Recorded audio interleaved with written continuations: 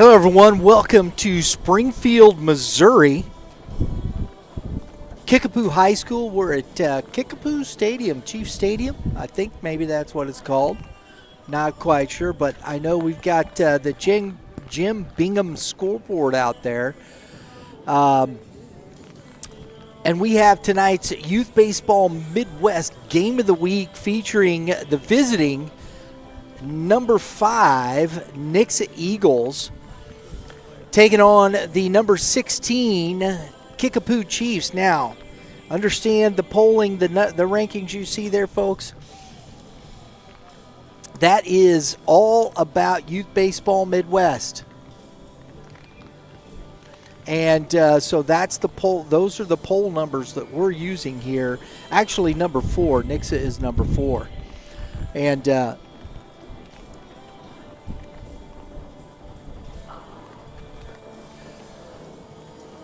so in this week's poll, I'm sorry, I had to check my sources. I had number 5, but they are number 4. We got Nixa at number 4. Behind the Liberty Blue Jays, Francis Howell Vikings, and the Liberty North Eagles. If you look at the top 20 in Class 6, I'll tell you, folks, to me,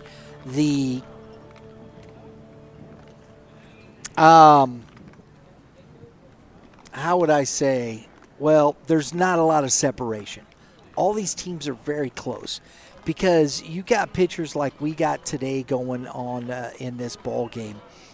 It's just there's just not much separation. So we appreciate you being here. We hope that you're going to enjoy the broadcast. Tonight's game is presented by Game 7 Baseball, game7baseball.com. Once we're here in Springfield, folks, we're doing this game. We got a day off tomorrow, thank goodness, because we had a couple of marathons up in O'Fallon yesterday at Carshield Field for the GA Classic, Central and South. But then we're going to be heading down to Branson, to Ballparks of America, with our good partners at Game 7 Baseball. We're going to be down there for the Spring Ring Classic. Look, if you're still looking for an opportunity to get in on some tournament action, go to game7baseball.com. Check out what the tournaments that are still there, hanging out. See what's open, see what's available. Call Dave and Dave. Look, make sure you tell them Youth Baseball Midwest sent you, okay? Want to let you all know that Youth Baseball Midwest is a production of Red Earth Productions, LLC. Give a shout out to my staff here working hard today. We are working very hard with. It's always a challenge when you come to new venues and different venues. So they're doing a great job. My director, engineer, getting it done in the trailer, Drew Klutz and Lauren Klutz, who will be bringing you all the pictures, our camera operator and information and social manager. We hope you're going to enjoy this Central Ozark Conference game. This is the first time we have been down here for a COC conference game. We're excited to be here and looking forward to seeing these two teams. I'm hoping that the wind slows down a bit. I don't know. Maybe the hitters won't, though. The hitters might want to see that that wind is blowing, dead out to left field, folks. It's blowing really well. And watching BP, some guys got it up in the jet stream, and it was traveling. So there you go. That's the way that works. Looks like these teams are getting ready to set up for their infield, outfield practice before the game starts. But we've got some opportunity here to. I'm sorry, my staff said we're good. Okay, good. So we're going to talk a little bit about the Class 6 number 4 Nixa Eagles here. As we start off here, we're going to look at them from a team preview, get a little history. I'm sure some, if you're watching, you may not know but just looking at the history of this squad, the first time we met Coach Hughes and the Eagles was at the state championships in 2023. They took home 4th place. They were 32-8 that year. The year before, in 2022, they were 32-4 and didn't win the district. And that's a tough pill to swallow there, I'll tell you that. But since 2009, this team has put up double-digit wins every season since 2029. And let's see, there's 1, there's 2, 3, 4, 5, 6, 7 20-plus win seasons with that's 2 30-plus win seasons in there. And they've had 26 and 25 wins. They had 26 wins last year in 2025, 16-6 this season. They've had district championships in 16, 14, 12, and 2009. So this program has some history to it, and they're pretty solid. Who's leading the way for this squad? Hey, look, Cameron Miller, the junior, getting it done right there. Rowan Johnson, I love Rowan Johnson behind the plate. Wyatt Mabe is another name we're going to be seeing a lot of, and is really helping this team continue to be successful. I'm going to check my staff here real quick. Hey, guys, just to make sure, we've been having some troubles. Can we go to Cameron Miller first? Go ahead. All right. So we had a chance to talk with the starting pitcher for today's squad, Cameron Miller, for the Nixa Eagles. So go ahead and roll that video, guys. All right, folks, we're here with the starting pitcher for the Nixa Eagles, Cameron Miller. Cameron, thanks for taking a minute. Yep, thank you. Absolutely. It's the first time we're going to get to see a pitch, so I'm excited about that. Talk to us about facing a conference opponent like Kickapoo. Yeah, I mean, all these games are important. When you get into conference, you know, need those wins. They're huge wins. So get ahead early. They're good. They're a good hitting team. Right. So got to be on them from the jump. There you go. Talk to us a little bit about what we're going to see from you today as far as pitch mix. I'm probably going to throw a lot of off speed, keep them off balance with it, and surprise them with some velo every once in a while, but keep them on their toes, keep changing it up every inning. You know, I don't even know what I'm going to throw, right? Like, just if I don't know, they don't know, right? Exactly. So when you get in the game, is it important that you and Johnson, how's the communication there between you and your catcher? Yeah, I mean, it's just both of us have a lot of experience at this level, and it's trusting each other on everything, and, you know, just communicating on what each other's seeing, and, you know, combine them and be the best duo we can be. Is it difficult for you? I know sometimes, you know, here you are, you're going to be in the lineup, hitting, pitching.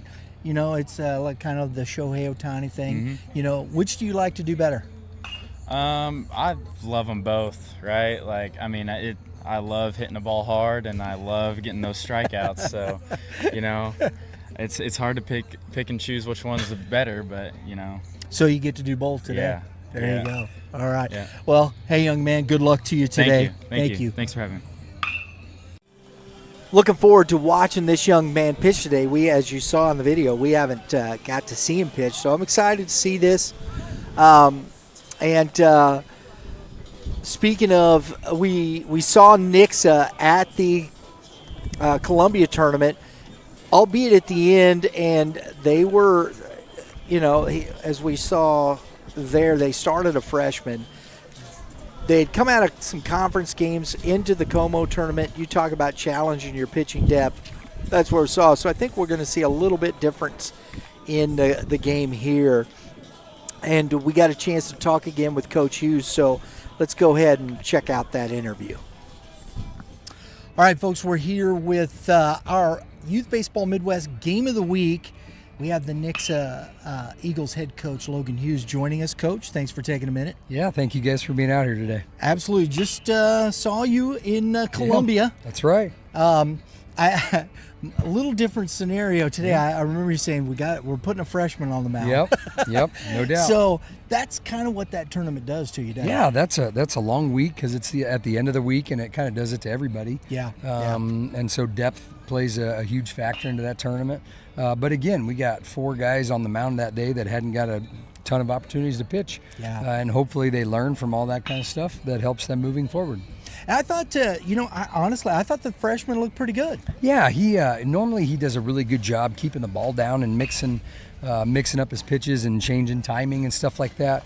Got behind some guys, walked more guys than he's ever walked. He hasn't walked anybody on the season until that week, and then once that happens, and then you get a hit, and then the wind's blowing, and the guy hits one, it goes over our head, and next thing you know, it's 7-0, and you're playing catch up the rest of the day, and so that makes it tough. Yeah, absolutely, Coach. I love that thought process, depth. What did you learn about the depth of your team through that week? Yeah, so the guys that got on the mound after that did a really good job. We saw some good things from them. They were competitive in the strike zone. Mm-hmm. They did some things that showed us that we can move forward, putting them back on the mound in some key situations in important games. And ultimately, that's what that's all about, is finding out what they can do in some of those big games so that we know if we can use them in district games and district tournament and conference, right? Yeah, exactly right. Yeah, absolutely. Coach, you've got Kickapoo conference game. I love this atmosphere. You got Mr. Miller going on the mound for you. Looking forward to seeing him pitch. I haven't seen him. What are we going to see from the pitcher? Yeah, we're super excited about this competition here. Love playing Coach Howser and his team. They're always really well coached, very talented. They got a really good guy going on the mound too, and so it'll be a fun matchup between Wilson and Miller tonight. So Miller, he's going to work on executing all of his pitches. He's really good at utilizing everything in his repertoire, and so that's what he's going to have to do tonight to keep them off balance and try to get some early outs, early weak contact, keep them off base. We got another night where the wind's blowing out pretty good, and so you're going to want to make sure you keep the ball down, right, and minimize the free bases that you allow them to have, so that something crazy doesn't happen and they run into one and it turns into a 3-run homer or a grand slam. You can usually live with a solo shot. It's the 3-run home runs that hurt you and that kind of stuff. So just working ahead all night, executing his off-speed early in counts and trying to keep them off balance. Very good, very good. Well, we're looking forward to it. Gonna be a Appreciate fun night. You taking the time. Glad Coach. you guys came down. Gonna be a fun night. Absolutely. Thank you guys. Appreciate Coach Hughes. Always a pleasure talking with Coach Hughes. We as we said, we met Coach at the state championships, and we've had some great conversations. He's been on the show a few times on our podcasts, and really do appreciate his contributions for Youth Baseball Midwest. As Kickapoo's wrapping up their infield and outfield, we're going to move to the Chiefs and talk a little bit about them. Look at a little bit of history first here for this Chiefs squad. Kickapoo, this is a team that's been doing it for a long time. Going back, you look at 2009, double digits, again, double-digit wins all the way to 2026 from 2009. They took a third place finish in 2015 with a 24-9 record. And you look at this, you got 1, 2, 3, 4, 5, 6, 7, 8, 9, 10, 11 20-win seasons in a row, folks, from 2014 to 2023, 11 seasons of 20-win baseball, which is very difficult. 20-plus win baseball, very difficult to do. 2024, they were 16-21, 19-17 last year. They're 13-9 this year. Playing always a difficult schedule. District championships in 22, 2018, 2017, and in 2015 when they finished in third place. Head coach Jason Howser, his assistant coaches Josh Hall and Jason R. Sweet, Chris Thompson.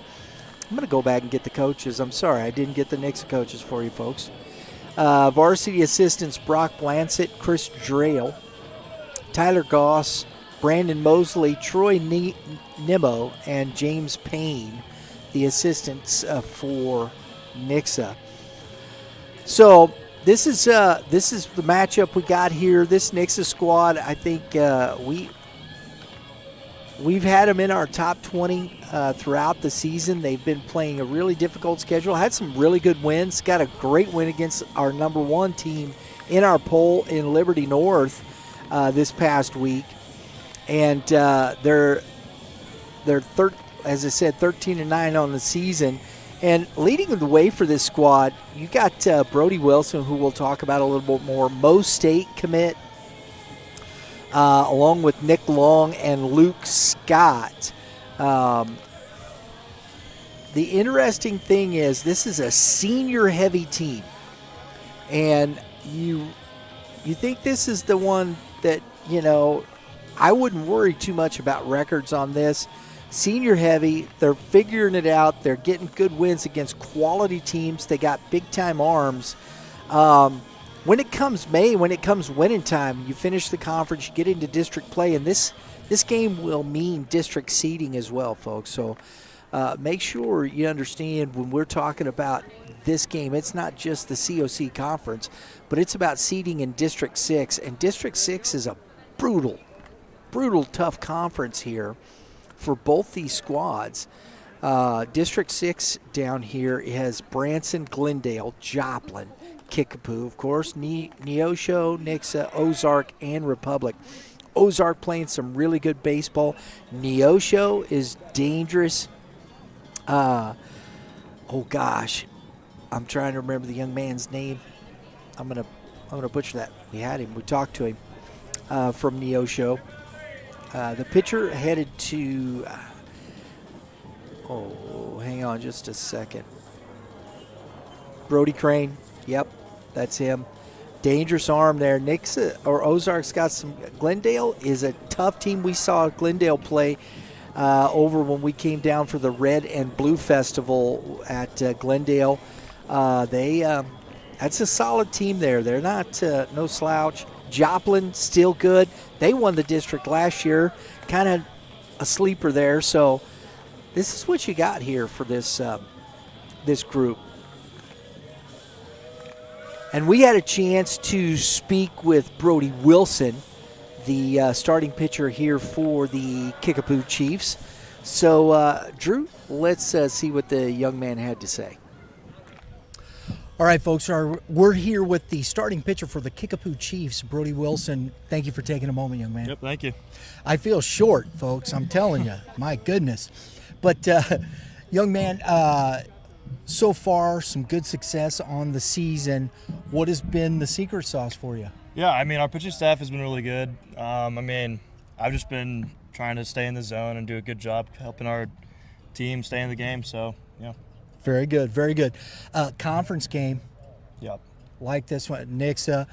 What's the mindset for you? Yeah, it's a big rivalry game, so, I just going to go out there and compete and hopefully have all my stuff, and, yeah. Do you take a little extra on this one? Yeah, I don't. Can't not, to be honest. So yeah. Talk to us about this squad here. You guys, middle of the season. Yeah.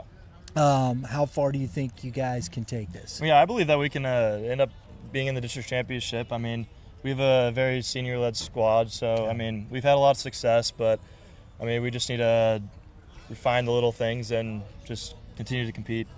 So what kind of pitch mix do you have in your bag? What are we going to see from you? So I got a fastball, two seam, slider, and changeup, and so you'll be seeing a lot of everything, hard, right? So, yeah. We'll just leave it at that. Keep it, right there. There you go. Appreciate it. Looking forward to seeing you pitch today, young man. Good luck to you. Thank you. Thanks. Appreciate Mr. Wilson taking a moment to chat with us. first time we got a chance to meet him. Impressive young man, and we're looking forward to watching him pitch today.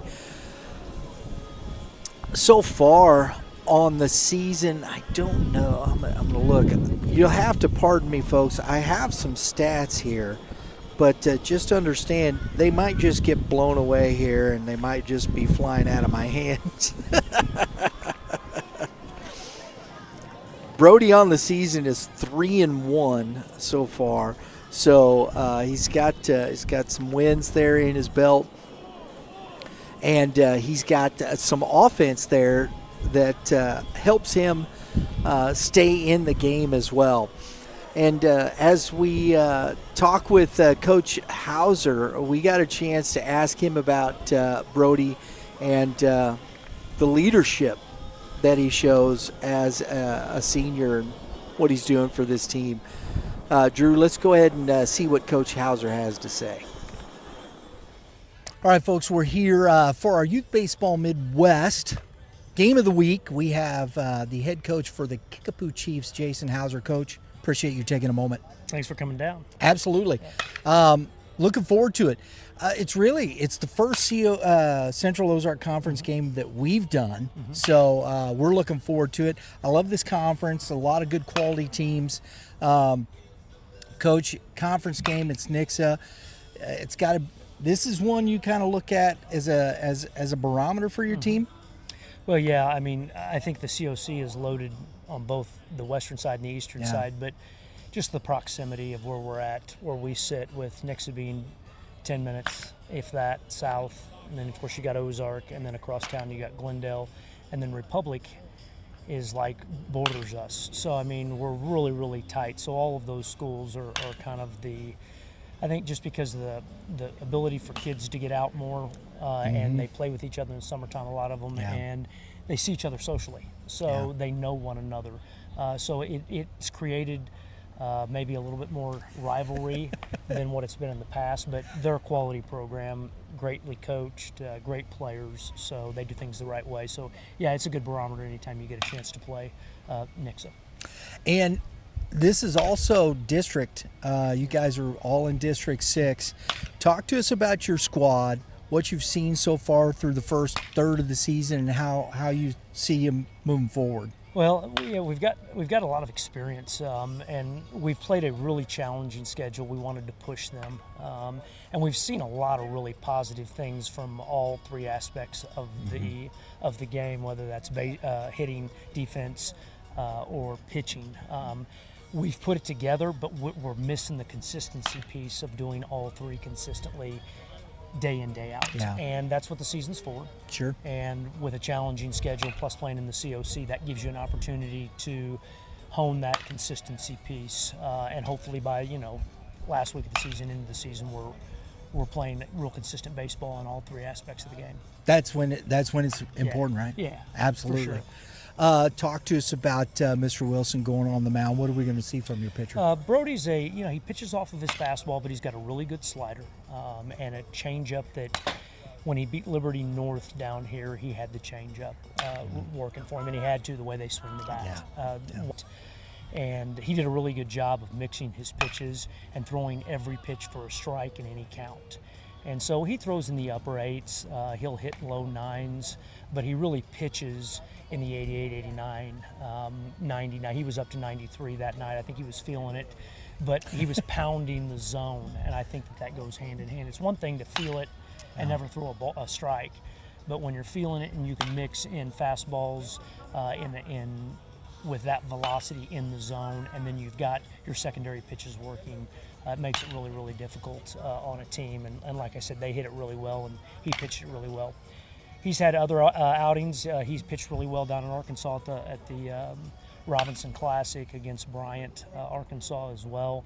We were just trying to get him stretched out. That was early in the season. And the thing about him, what I love about him, whether he has all three pitches or he just has one pitch, you'll never know whether he's doing really good or really bad because he's got that mentality. Gotta love that quality, right? Yes, and that's why he's going to Missouri. I mean, it's Missouri State. His stuff's good enough, but his mentality is advanced for his age. and he always takes responsibility. I mean, he'll even take responsibility when it's not his fault. So he's a real leader for us, both on the mound but in the clubhouse as well. That's awesome. Well, Coach, we appreciate the hospitality. Yes, sir. Looking forward to a great ball game. Yeah, we are too. Thank you for coming down. Appreciate it. Thank you. Yeah. I want to thank Coach Howser for giving us the time here today to chat it up with him. And really interesting listening to him talk about his team and the leadership there, especially from Wilson, and what that means to this squad. It's a team of it's a team heavy with seniors, and I'll tell you, I do think that this is a team that's going to be hard to beat down the stretch with that experience, with those kids continuing to grow. I think District 6 is going to be tough for anybody to get out of, no matter who they're playing. There's so many different guys there across the board, and but there's a couple of big arms in this, and they've got pitching depth, both teams with good pitching depth, and we're going to see a little bit of that top end depth here tonight. Let's take a trip around the state here, give you some Liberty North. Our number one team in our poll is over in Kansas playing Blue Valley. I think that's Blue Valley West. That's the Mustangs. Blue Valley North, excuse me. Benton, the Cardinals, Class 4, taking on the Class 5 Kearney Bulldogs, and Benton putting a hurting on the Bulldogs right now, 10-0. South Callaway, a little Class 3 action taking on Calvary Lutheran. It's no score. Duchesne, 5-2. Duchesne, man, that is a good baseball team no matter what class you're looking at. The Pioneers are playing some really good baseball. It's 5-2. You got Park Hill and Smithville. Park Hill up, the Trojans 3-1 over Smithville. Veritas, the Class 2 squad, playing the Warrenton Warriors. We want to give a shout out to Carter Martin. Get well soon, young man. Hadn't been playing. Saw him in a hospital bed the other day. So I just want to say, get well. We're praying for you, buddy. So we're going to turn it over to the public address announcer as he announces the players.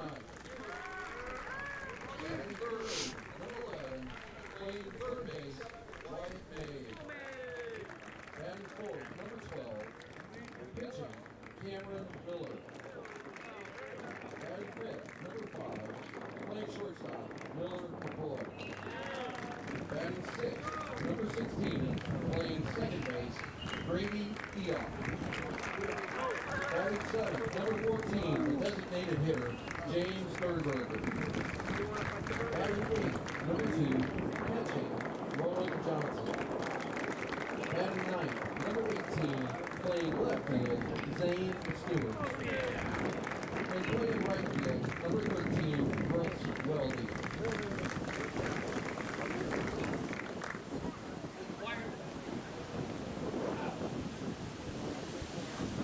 At this time, we ask that both teams join us on their foul lines as we all stand and honor America with the playing of our national anthem.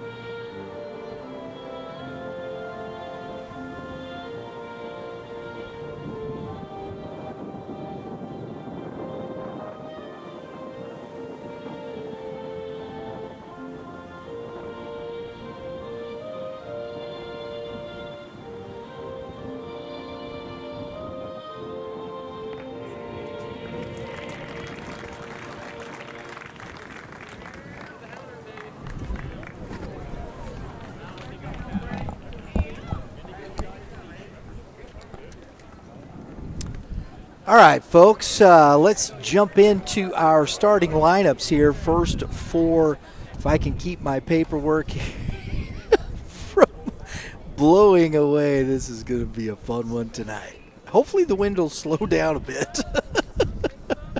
For the Nixa Eagles, we got leading off will be number 24, Wyatt Francis. In the 2-hole, number 8, Adam McKnight. In the 3-hole, number 11, Wyatt Mabe. In the 4-hole, number 12, Cameron Miller. In the 5-hole, number 5, Miller McCoy. In the 6-hole, number 16, Grady Eoff. In the 7-hole, number 14, James Dernberger. In the 8-hole, number 2, Rowan Johnson. And in the 9-hole, number 18, Zane Stewart.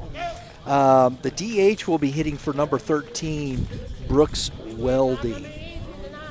Defensively, as the Chiefs take the field, on the bump, Brody Wilson and his battery mate will be Brooks Eaton.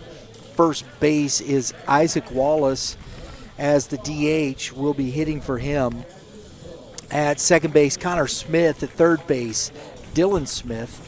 And at shortstop, Jackson Hill. In center field, Nick Lapari. And left field, Luke Scott. And in right field, Nick Long. So that's what we got for you there. Brody Wilson warming it up. And we're ready to go here. Got Enter Sandman playing. So, might as well. I know he's not closing it for him, but hey, you never know, man. Playing it right off the get. I love it.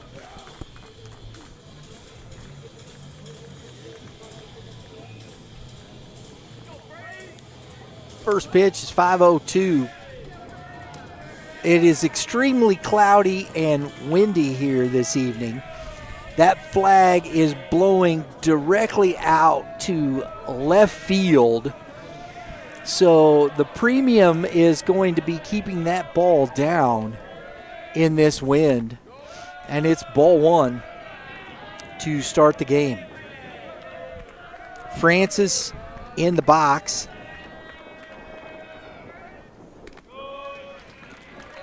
Takes a strike.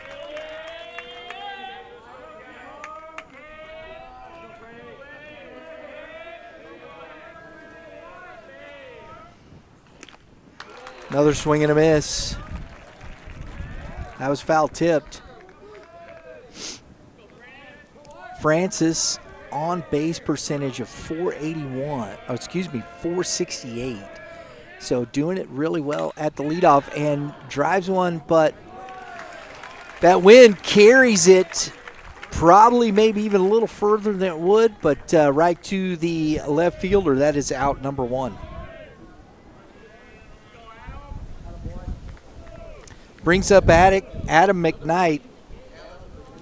Adam McKnight is also the starting quarterback for this Nixa Eagles squad. And they had quite a run to the state championship game. I believe, I'd have to go look, but I believe they lost to the Lee Summit Tigers. There's some issues there from what I've heard as well. And that is fouled back out of play. It's quickly 0-2. Brody Wilson, folks, living up right here. He's wasted no time. He is just all in the strike zone. Here it is. See if you can hit it. And that's strike three. And McKnight frozen with a fastball for out number two. Wow. Wow. Dotted that one up, folks. I'm here to tell you.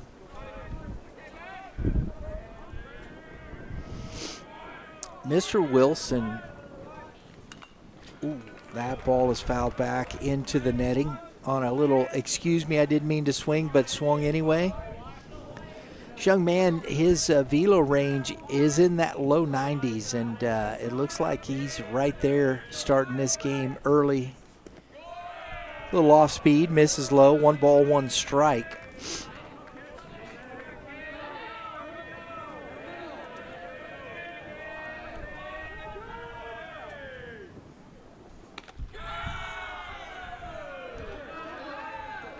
2 balls and a strike to Wyatt Mabe. Wyatt Mabe, as Coach Hughes has alluded to, third baseman, is having a big season for this squad.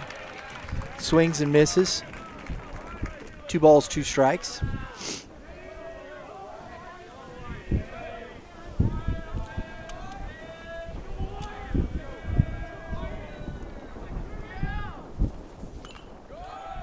That's out of play. You can probably hear, I would imagine, in the microphone a little bit here, folks, how windy it is. Because I'm sitting right outside next to the Kickapoo dugout watching this game down the first base line.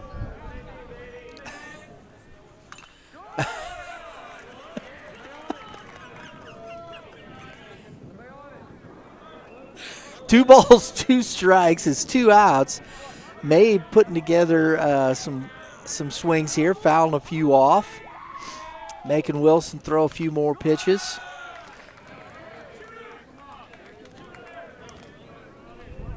Definitely working up that pitch count here a little bit. He's fouled 3 off.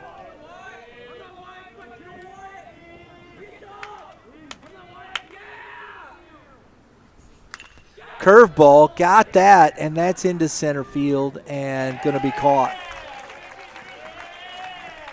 So we head to the bottom of the first inning. Nixa 0, Chiefs coming up.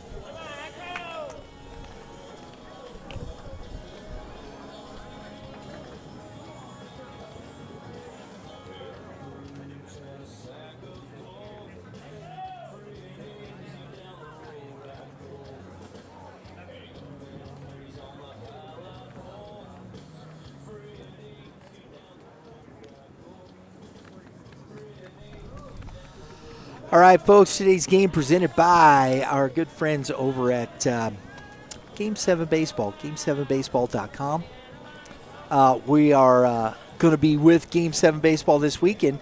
As we're down here in Springfield, we're heading down to Ballparks of America with Game 7 Baseball's Spring Ring Classic. We're going to be all day tomorrow with our good friends there. Look, if you're looking for a quality tournament for your team, maybe got rained out, maybe this, you never know. Maybe you want to add one. Go to game7baseball.com, see the list of tournaments they have there. Pick one out. Hey, you know what? We're going to be Cinco de Mayo. We're going to be at the Midland Invitational. And we're also got our YBM 14U. If you know what? Reach out to us here at Youth Baseball Midwest. We got our 14U Super 7 Invitational with Game 7 Baseball out at the WAC in Warrenton, Missouri. Love to have you. Give us a shout. We'll see what we can do to get you in, man. I love that stuff. Hey, game7baseball.com. Let's get to our starting lineups for the Chiefs. Leading off, number 2, Nick Lipari. In the 2-hole, number 44, Brooks Eaton. In the 3-hole, number 23, Luke Scott. In the 4-hole, number 1, Nick Long. In the 5-hole, number 20, Connor Smith. 6-hole, number 13, Brody Wilson. In the 7-hole, number 10, Paxton Nelson. In the 8-hole, number 8, Dylan Smith. In the 9-hole, number 5, Jackson Hill. Paxton Nelson is the DH for Isaac Wallace. Defensively for this Nixa squad, you got Miller on the bump. Rowan Johnson behind the plate, Wyatt Francis at first, Grady Eoff at second, as that's ball 1. Miller McCoy is at short, Wyatt Mabe at third, Adam McKnight in center. You have Brooks Weldy in right field and Zane Stewart in left. And it's quickly 2-0 to Lipari. Miller, his own right, you got Brody Wilson. Oh, that's a good off speed for strike 1. Heading to Mo State. Well, this young man on the bump, he's headed to Texas Christian University. Both these are big-time prospects. Oh, another good off speed right there. Gets him swinging right over it. 2 balls, 2 strikes. Brody probably more of a power pitcher. As we heard in the interview, Miller He's got some good off-speed stuff, but the fastball right there to the shortstop. McCoy for out number 1.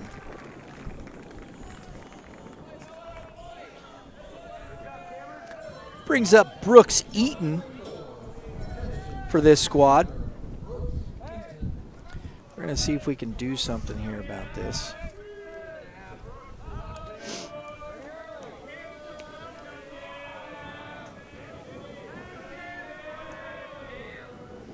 Eaton hitting .357 on the season.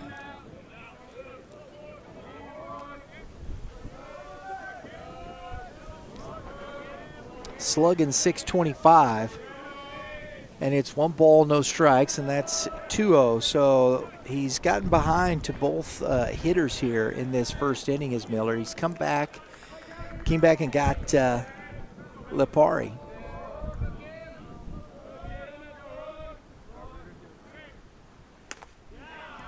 That's a strike. Good fastball.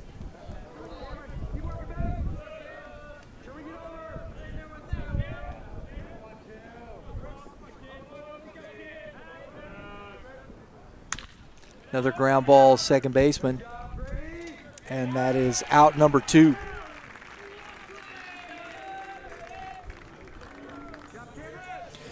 So 2 ground balls, 2 outs. Luke Scott coming to the plate. Another senior here in this order, hitting .397 on the season.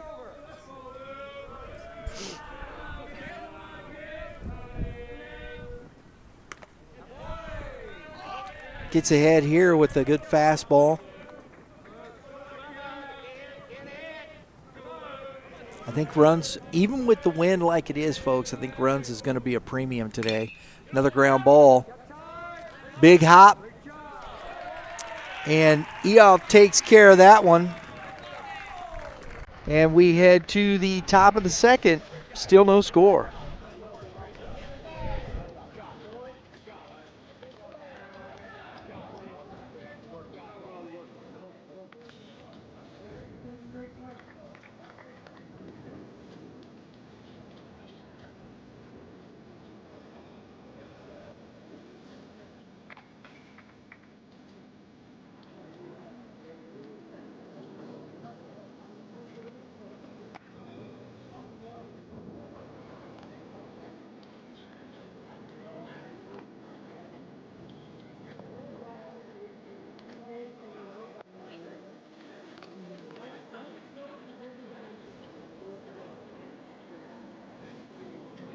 All right, folks, our player spotlight presented by Dinger Bats. Look, if you're looking for some quality wood bats, not to mention some quality gloves, batting gloves. We'll be giving away some batting gloves, partnering with Dinger Bats. Our rep, Carl Lang, appreciate him working with us. We're looking to continue to grow our relationship with Dinger Bats, and we've got some cool stuff coming up.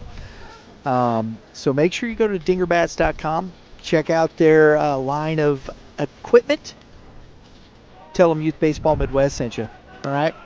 Hey, Brody Wilson on the bump. As we said, he's 3-1 on the season. He is got a 3.64 ERA, 32 Ks, walked to 16. You know, that's a lot of walks in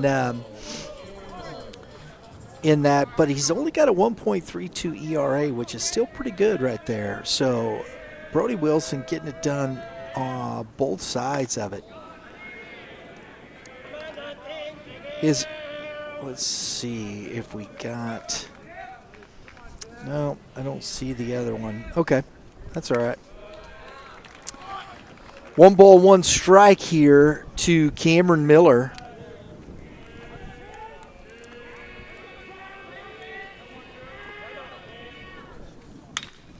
As he skies this one to center field.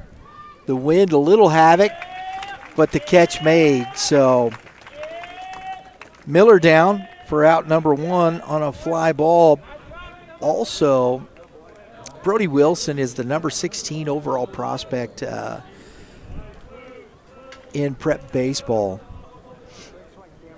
as we said, this young man, he's on his way to Missouri State with a low 90s fastball, a good curveball, and slider. The velo on those really breaks down. Very hard to hit, I'll tell you that. As he goes 2-0 to Miller McCoy. I know Mr. Kevin Mulder speaks highly of this young man, and plays for the inevitable A's in the summertime.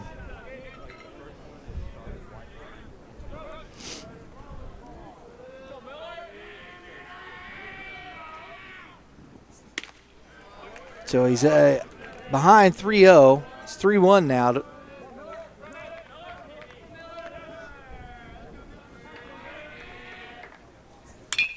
Ground ball, second baseman. And that is out number 2. Connor Smith making a nice play there.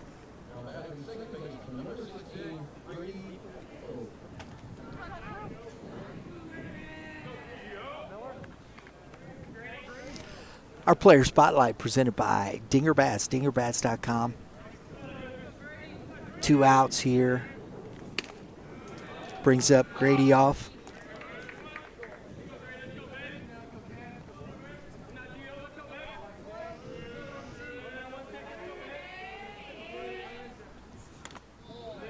Ball misses in. 1 ball, 1 strike.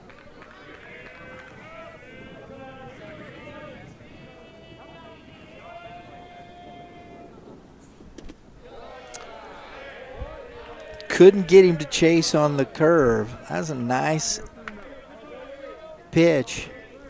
Just didn't quite go for it.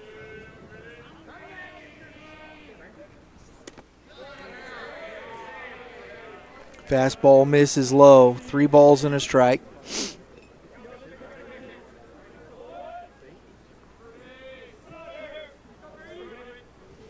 Big physical young man, 6'4", 230. That is a serious fastball, folks. 3 balls, 2 strikes. I like how he works, too. He doesn't waste much time. He's not just in a hurry, but he's got good. Oh, that's a little flare to the second baseman. Smith to it. And that is 3. That is 6 up, 6 down. We head to the bottom of the second. Still no score.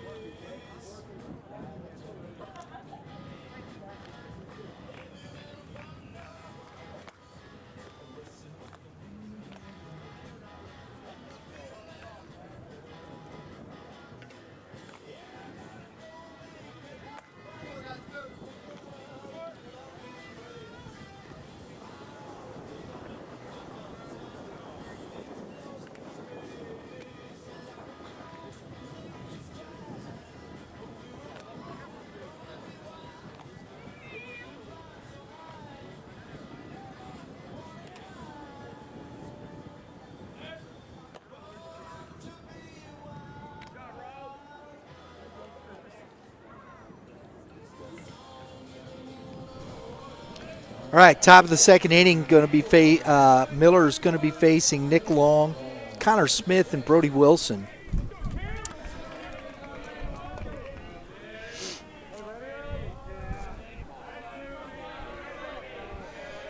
Player Spotlight today presented by Dinger Bats. Our second one here with Mr. Cameron Miller as we get ball 1 to Nick Long. As we said, Mr. Miller, he's just a junior here, folks.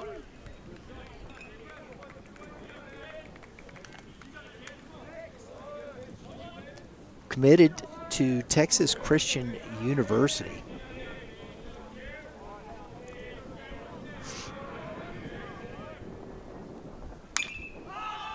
That is pop foul and out of play. 2 balls and 1 strike to Nick Long.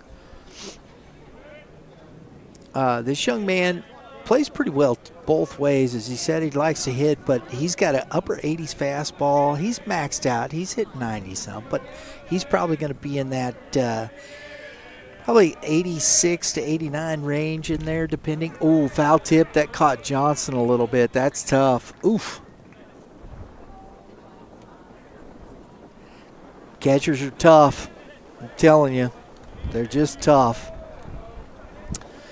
But some great spin, good curveball slider, great velo range, good spin rates on all of his pitches there. Another young man that, you know, and here it is, 6'3", 176, and and he doesn't look thin. And that's the thing, this young man puts on a little more muscle. Oh, that ball is ripped by Nick Long into center field for the first hit of the game. That was a laser beam, folks. So Long puts a charge in it. And Miller's going to have to pitch from the stretch for the first time in this ball game. Cameron Miller, our player spotlight, presented by Dinger Bats, dingerbats.com. All right. First opportunity. Connor Smith, the second base, made a couple nice plays there. He takes strike 1. Miller's looking for that double play ball. You got McCoy and he off up the middle. They're pinched a little bit with McCoy just a little bit closer to that bag. Double play depth. Oh, great jump by Long as the ball got away from Johnson on that ball in the dirt. Takes away the double play. So he advances on the wild pitch.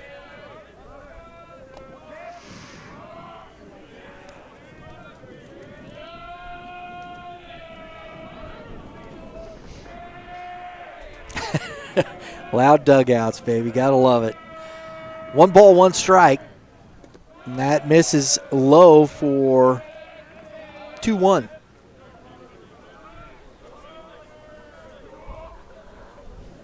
Good crowd here tonight, folks. Got video cameras everywhere. Looks like Nix is over there streaming it. And that misses upstairs. 3 balls and a strike.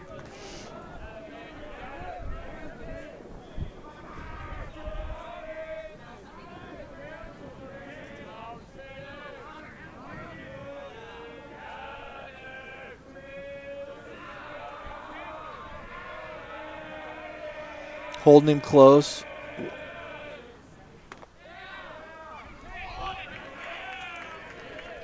Three balls, 2 strikes, full count. Nobody out. The leadoff single from Long.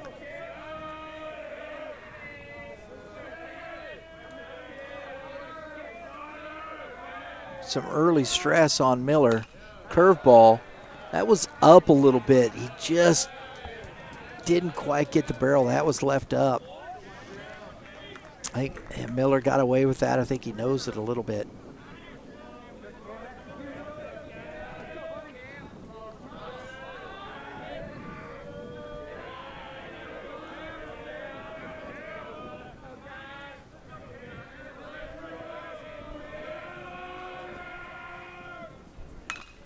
Popped up.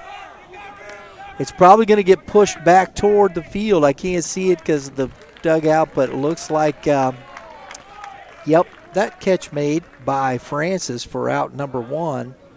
That's a big out right there. Foul territory.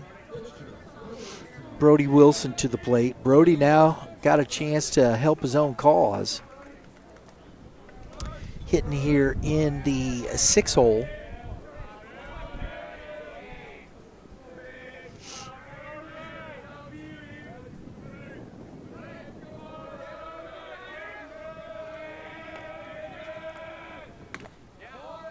That's a strike.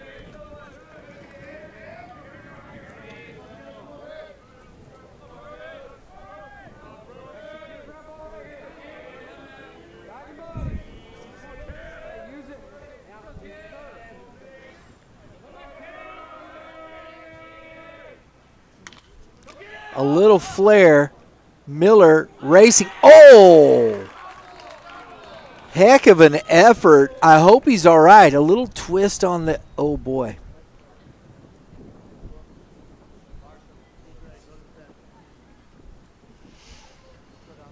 They're gonna let him come out and look at that. He got his wrist twisted a little bit there as he was trying to dive for that, man. That's a heck of an effort. Gotta love that.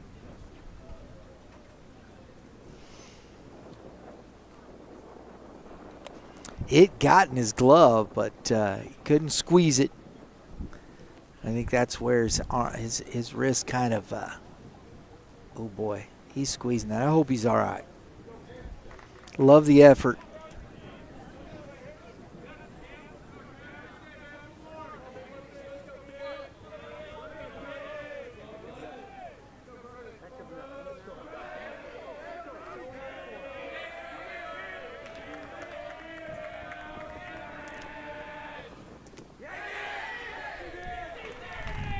Couldn't check his swing.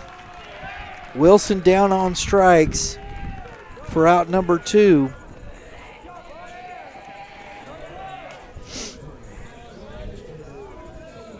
Here's the DH now, Paxton Nelson. One last opportunity. Miller working to strand that leadoff single.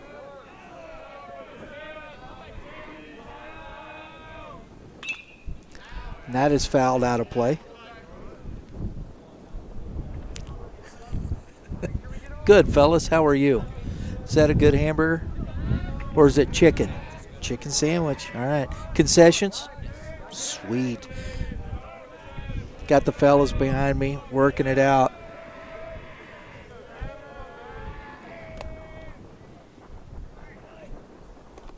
Swing and a miss. 0-2, Miller on top of Nelson.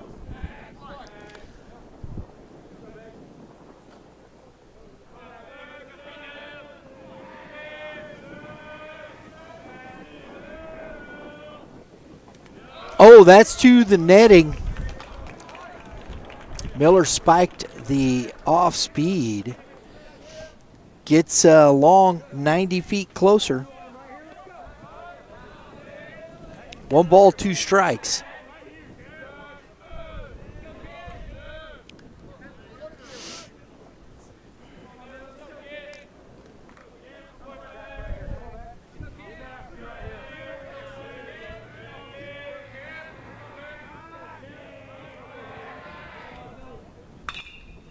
Nelson just trying to slap that ball down the line.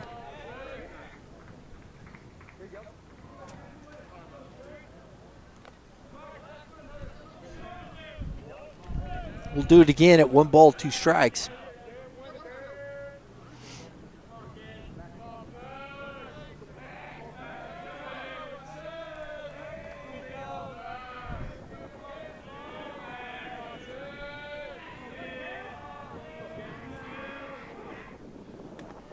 Another one, but Johnson, nice job by Johnson behind the plate there. Didn't let that one get by him.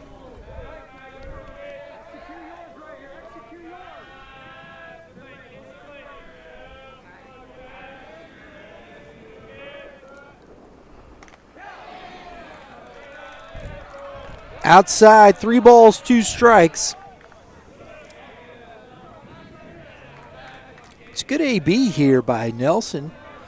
He's been able to foul a couple off. He got down quickly, and he's battled back full.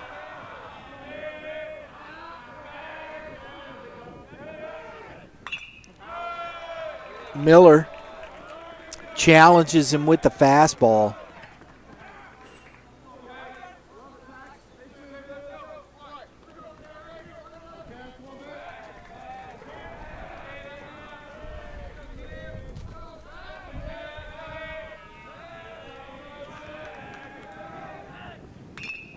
And that's into left field and caught. Stewart makes the catch. They strand one. We head to the top of the third. Still no score.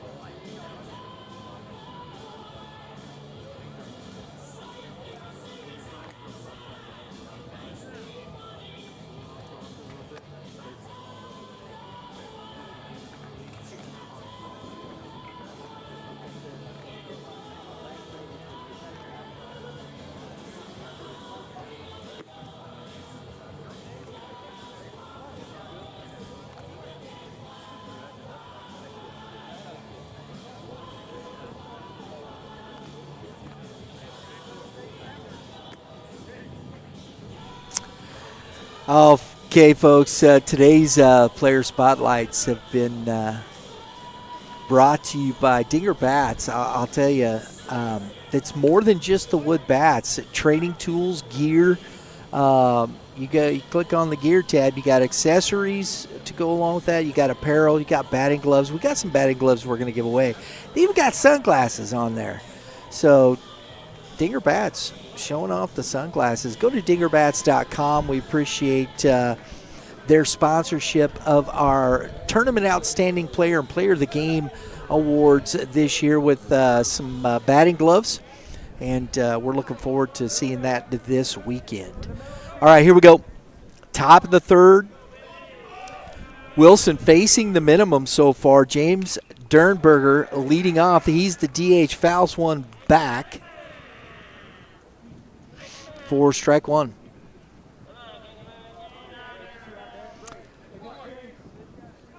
He's back on the bump, ready to go. I love that. Ooh. One ball, one strike.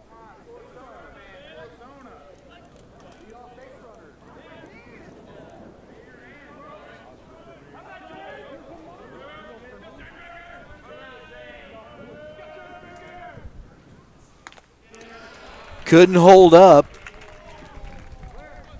Chases high. One ball, two strikes to Dernberger.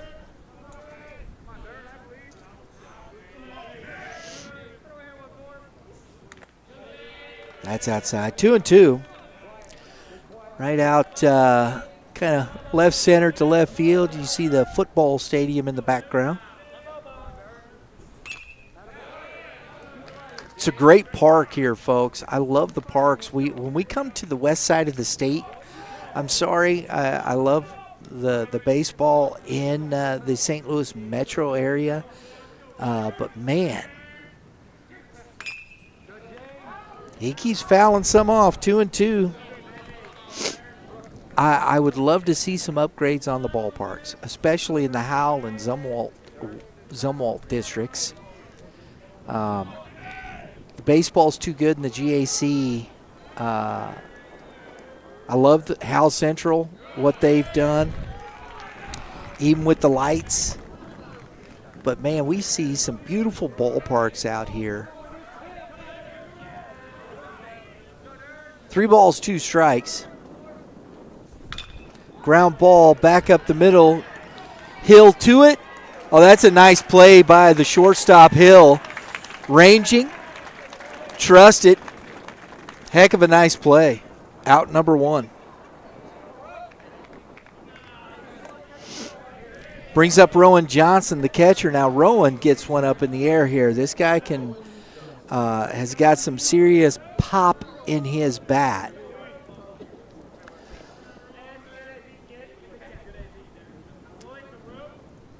Johnson's batting. Ooh. And that hit him and then hit Blue. Never good. Never good. So Johnson with the hit by pitch. Got the trainer going out just to make sure everybody's all right.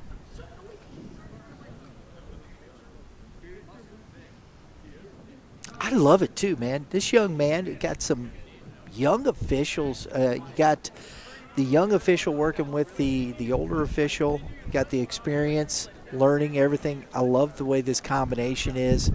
Fantastic stuff here. Varsity ball game. Yeah, clear the cobwebs, man. That's tough stuff right there. That's a big time fastball.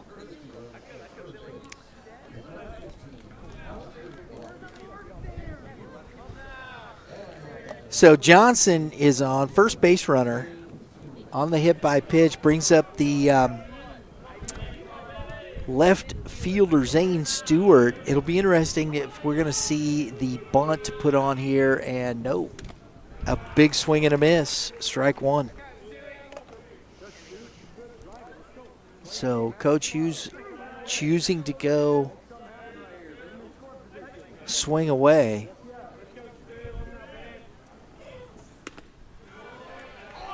And Stewart's down 0-2. That's quick.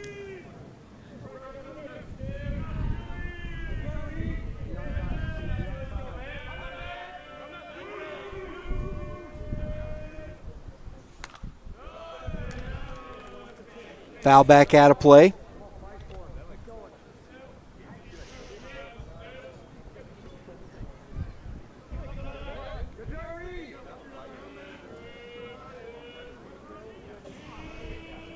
Got number 15. And that's outside. We'll get the courtesy runner here for you.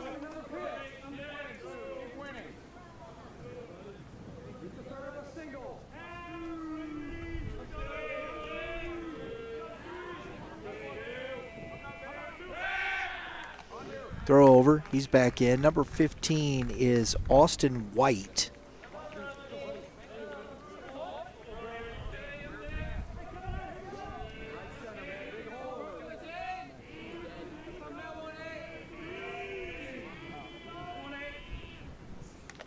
Oh!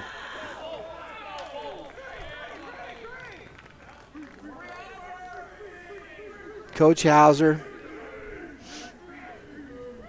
is arguing that it was a foul ball.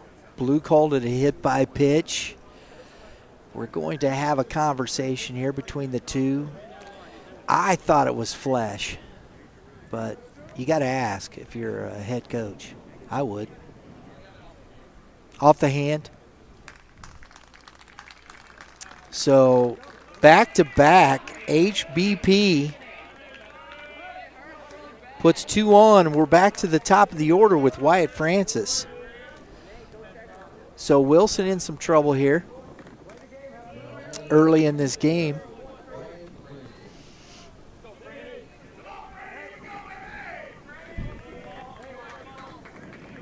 Big spot. Francis hitting .293 on the season.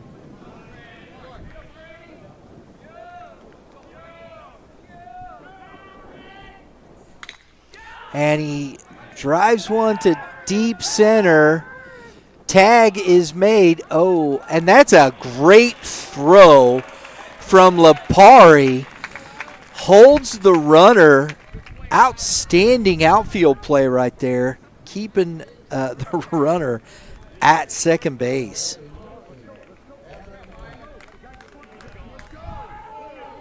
So 2 outs. Adam McKnight, who has hit a couple of bombs. McKnight actually has 5 home runs on the season.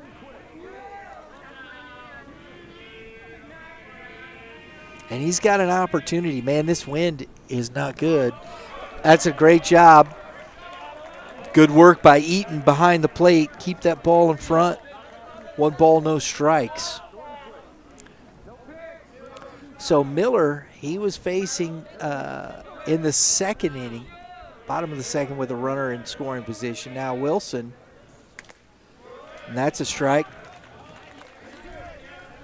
1-1. Lights are coming on. We've had cloud cover throughout the day, and the wind is just beating the back of my head. You could probably hear it in the microphone, huh, folks? Eaton with the backhand stab saves that one off the curveball that bounced in the dirt. 2-1.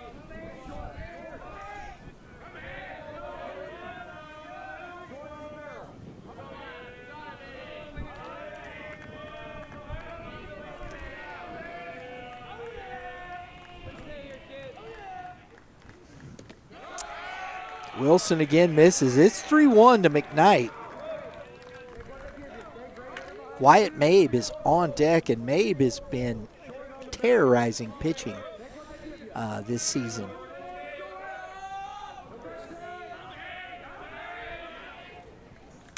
Fastball. That's a big-time pitch right there at 3-1 for Brody Wilson. It was at the knees. I mean, well executed. Didn't leave it up.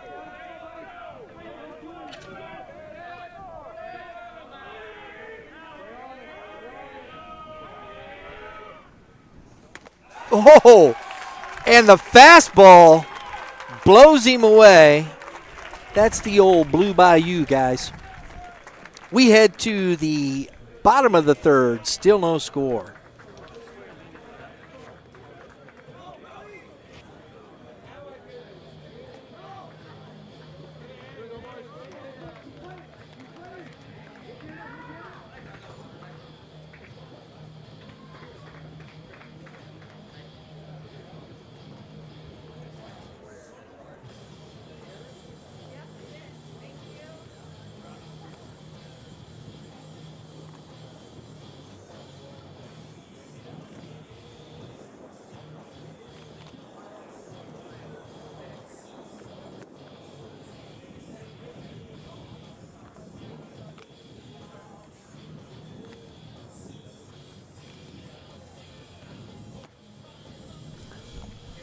All right, folks, hanging out there with our scoreboard between innings, our good friends over at Prime Sports Midwest.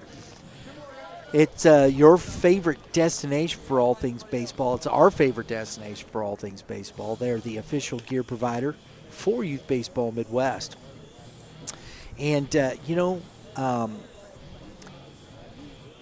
it's not just about the gear with Prime Sports. It's about finding the right fit. That's what Prime Sports Midwest does for players and families across the Midwest.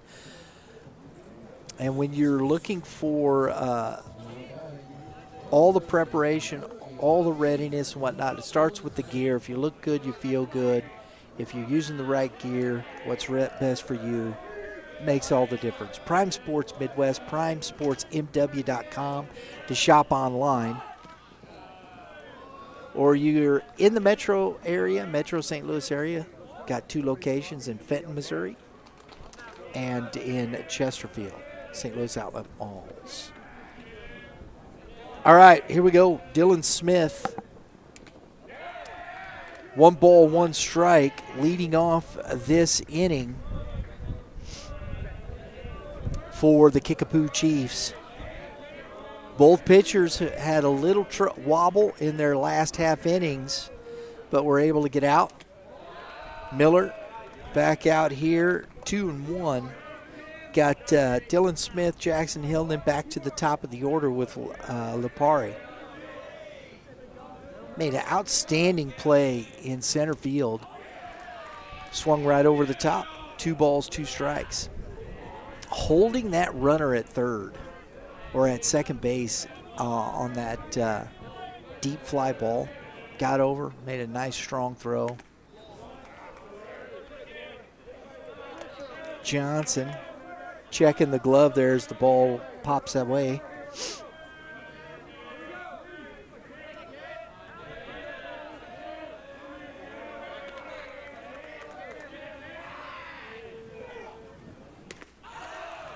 Good slider.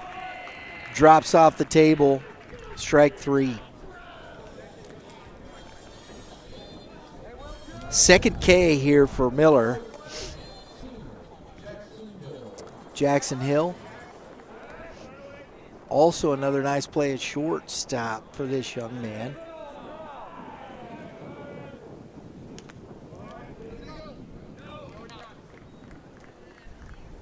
No offer. Ball one.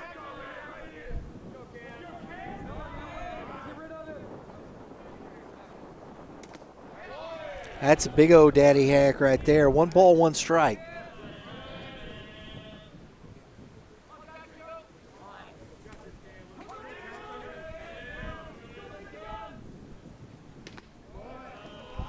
Misses away. 2-1.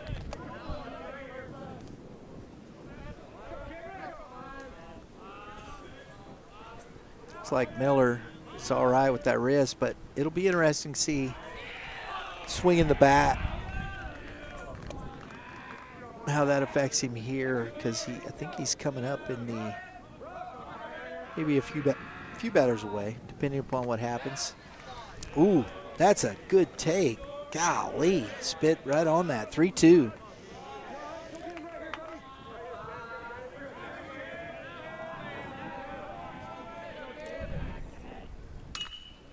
And a single off speed, just dropped the barrel to it and got it over the third baseman's head. 1 out single here at the bottom of the order for Jackson Hill.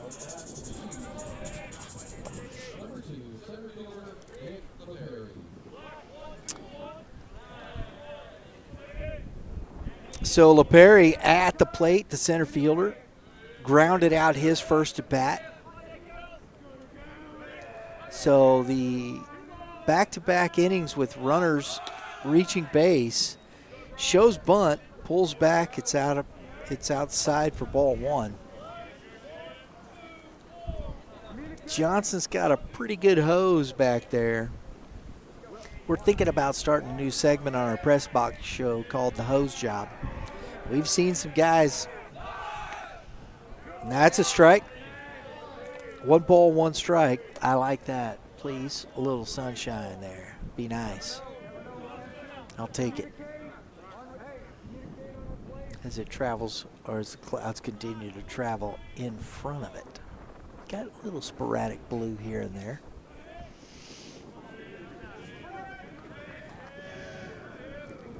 It's going to be interesting how the weather treats us over the next few days.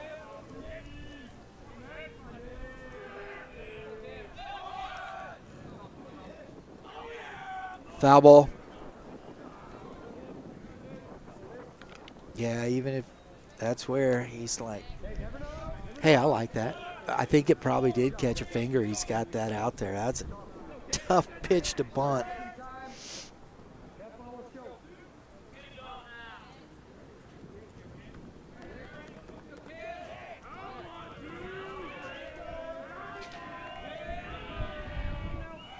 Throw over. He's back in safely. That was a quick throw. That was a quick move.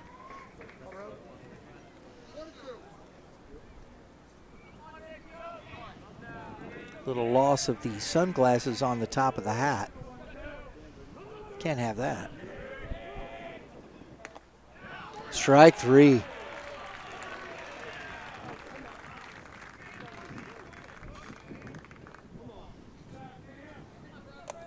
LaPerry thought that was outside, but Blue thought otherwise. And he's down on strikes looking. Brooks Eaton to the plate. Eaton on the season. Hitting .357. He's got a .625 slug, man. That's getting it done right there. 3 doubles.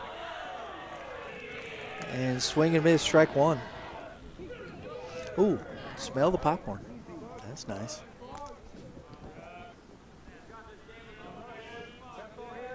And the folks keep filing in. It's a big crowd here. Nix is showing up big. That is in the air into right field and shallow right field.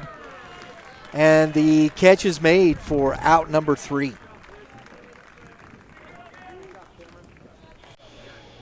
We head to the top of the 4th inning. Still no score.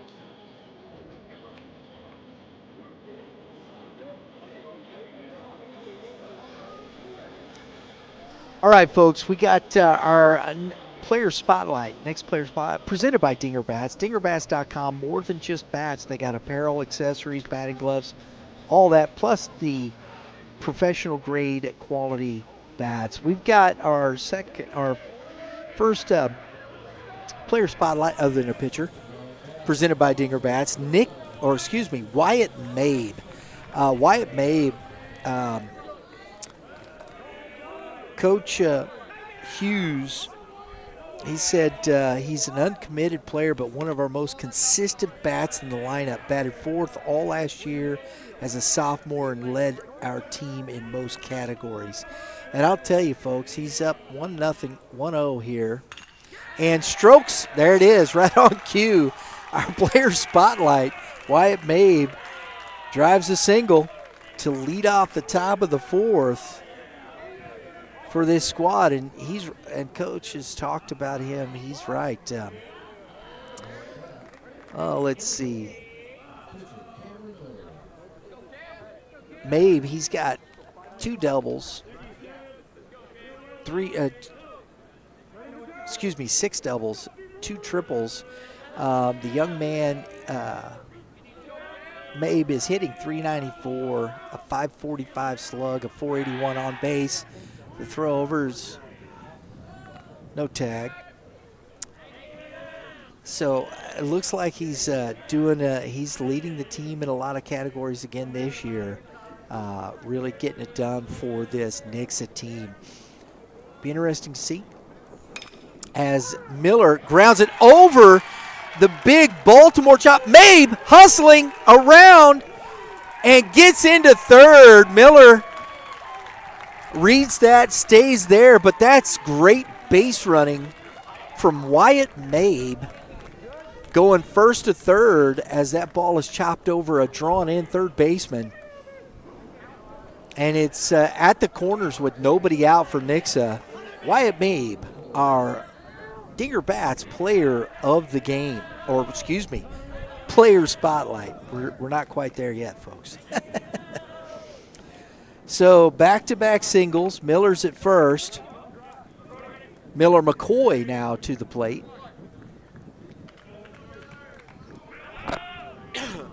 Excuse me. McCoy's hitting .439 on the season as he takes strike one. Big spot here for Wilson. We'll see if Coach Hughes sends Miller. He's running for himself. He hasn't come in. He hasn't put in the courtesy runner. And the look over and the old fake to third, throw to first.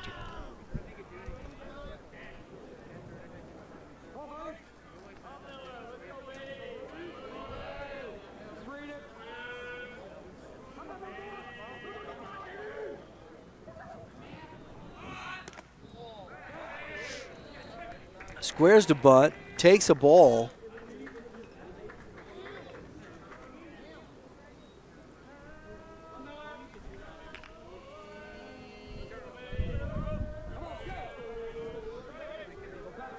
McCoy's got 7 doubles on the season, so he can put a little juice in it.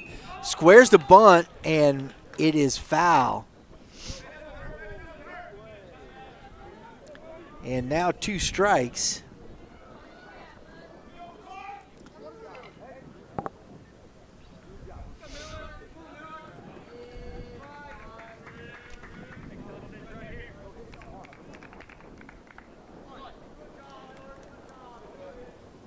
Coach Hughes giving the signs there.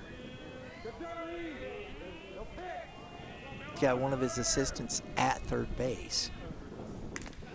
And that's a big-time fastball, and McCoy had no shot. Late on that one for out number 1.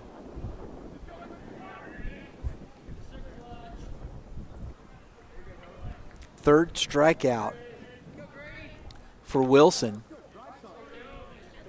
as Gradioff steps into the batter's box.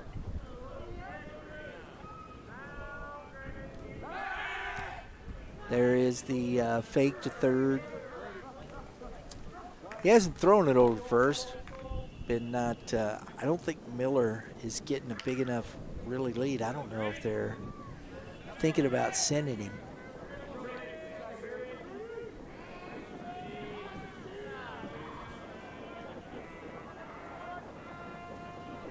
Squares, pulls it back, ball one.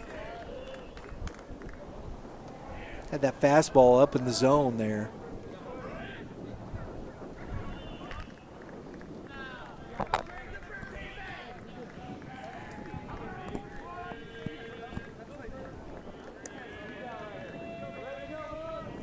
Pace has slowed a little bit for Wilson with the runners on base. He's been a little bit more deliberate.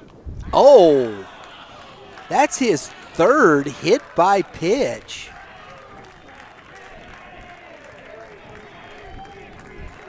And the bases are loaded. The nest here, folks, is full of Eagles. Josh Hall, the pitching coach, heading out to chat it up with the young pitcher. It's probably a good visit, you know. See about settling him down here a little bit.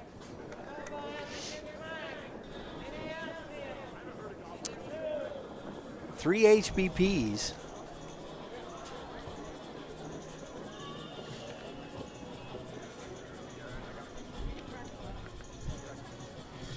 It's a nice stadium here at Kickapoo, folks. They got the seats with the seat backs. I mean, it's stadium seating, and everybody's there. And I love the fact it's nobody's you know, they got it to where nobody's sitting right up against that netting. They got some really nice seating for both sides. Almost to capacity. Got probably close to 150, 200 fans here today. That's a rope and down for a single. The throw is coming home. First baseman knocks it down. He doesn't cut it, but it knocked down. RBI single for Dernberger. The DH, and that gives Nixa a 1-0 lead. Mabe scores, and an RBI for Dernberger. Not out of trouble yet. Wilson, only one out. Rowan Johnson now. This is a little different nut to crack here. Johnson got big pop in that bat. He's got some home runs on the season, and you don't want to leave one up in the zone to Johnson.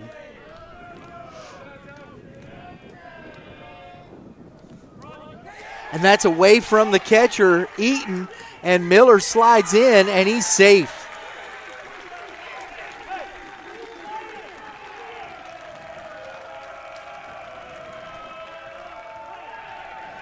So the wild pitch scores Miller, and everybody moves up 90 feet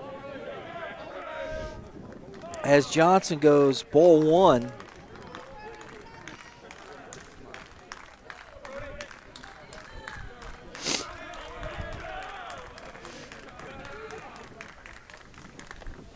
Woo, close shave.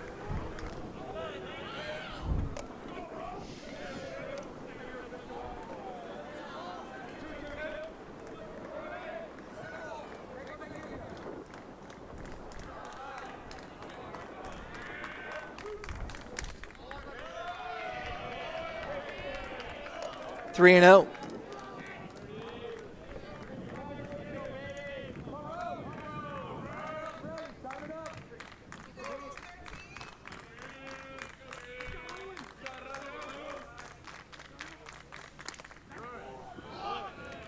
Three-1 now. 2 runs are on the board. It's 1 out. Bases are still full of Eagles.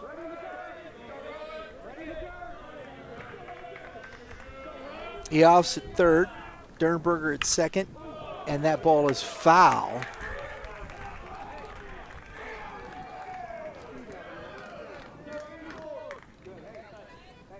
No, they're not full. That's right.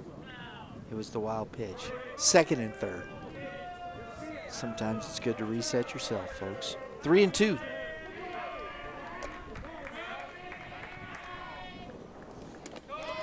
That's a big strikeout for Wilson. Fourth strikeout. He has not walked a batter, but he's hit 3. And the one now is at third base. We'll see if that stays there. But the 2 singles to lead off have come around to score.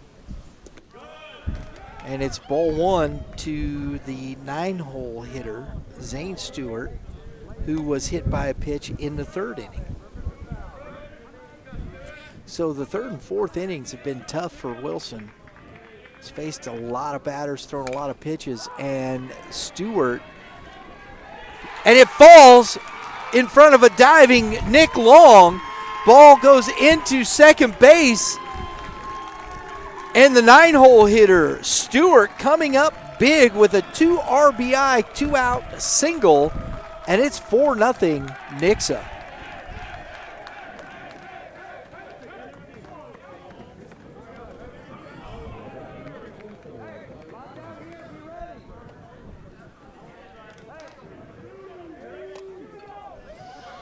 Back to the top of the order with Wyatt Francis. 2 outs. And another one hit into the gap and to it, making the catch is LaPerry for the 3rd out. Not before Nixa gets 4. We head to the bottom of the 4th. It's now 4-0 Eagles.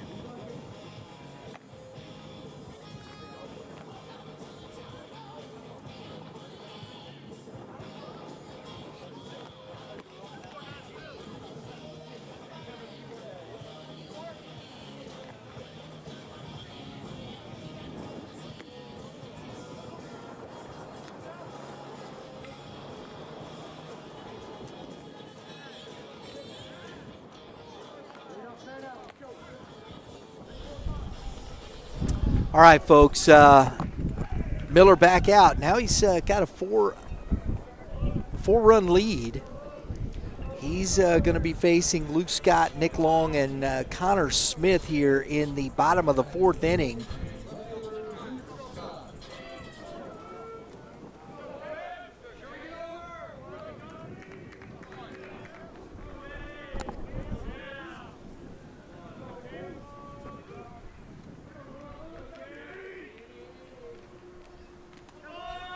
And that is ball 1. And that caught Blue. little walk around there for Blue.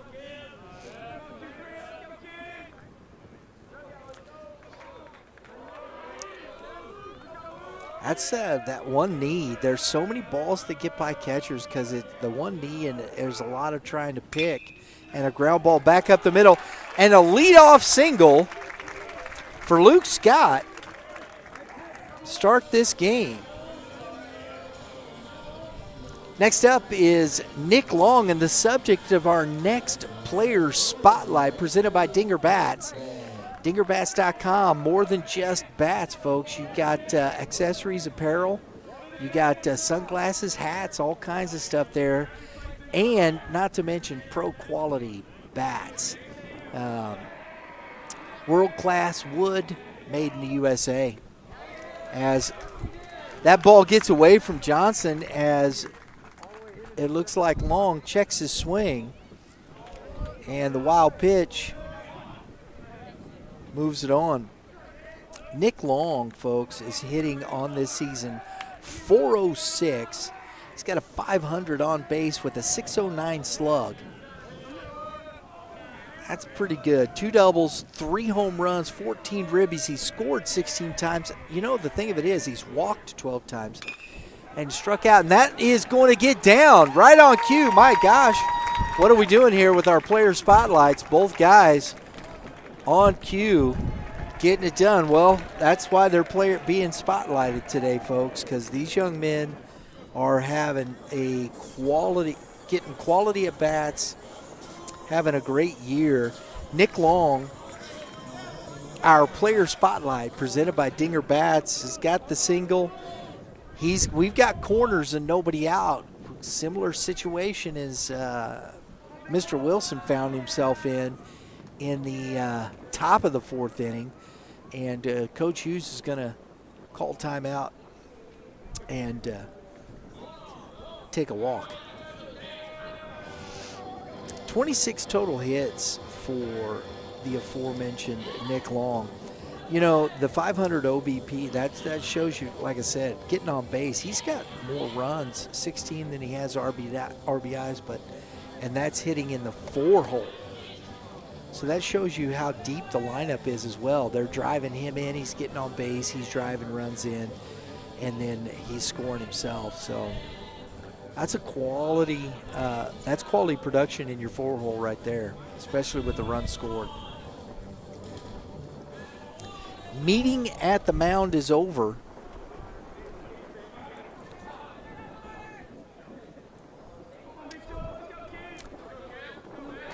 First and third.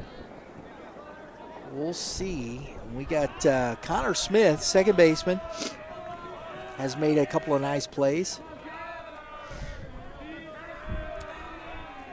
Defensively. And another single, and it's an RBI single for Connor Smith.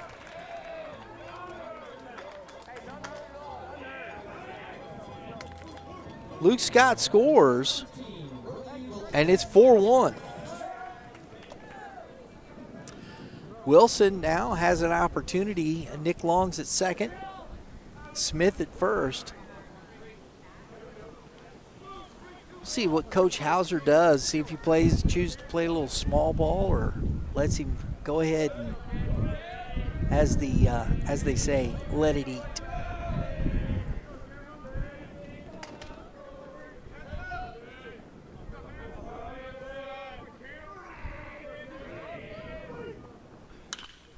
Ground ball, shortstop, out at 2, the turn. He's out. Nice turn on the 6-4-3 double play. That's McCoy off to Francis. Long moves to third. Connor and Wilson out. Now it's 2 outs. The old pitcher's best friend right there, folks. That's where we call that.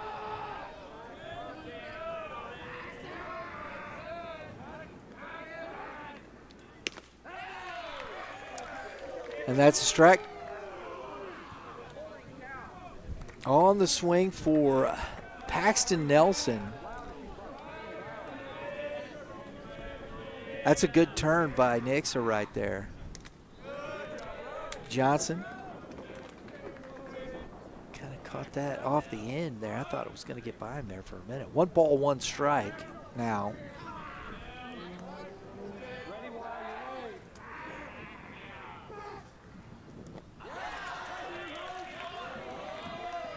That's good hops.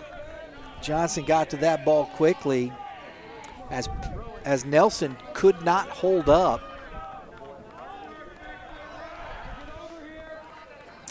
On deck we have number 6, Jacob Wilkinson. Looks like we may get we go get a pinch hitter for Dylan Smith.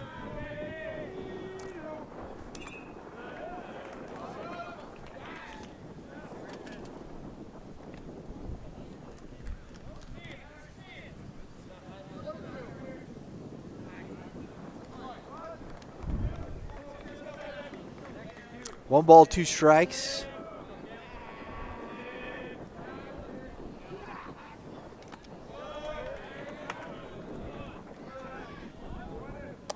That missed away.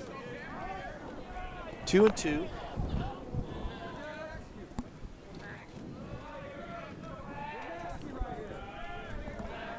Nick Long still at third base.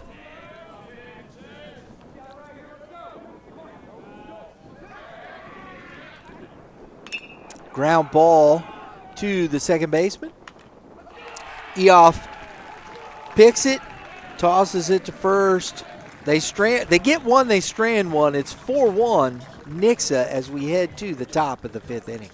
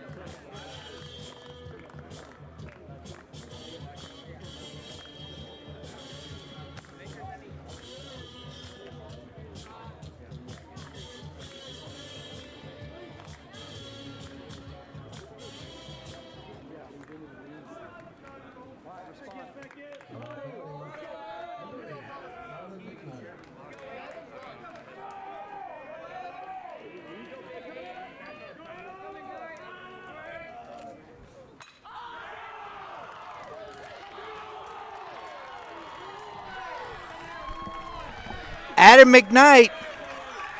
Sorry, folks, for the little delay there. Had to make a quick detour. Adam McKnight leading off the inning here with a ringing single into right field. Goes the opposite way. And Nixa continues to hit the ball well here against Wilson.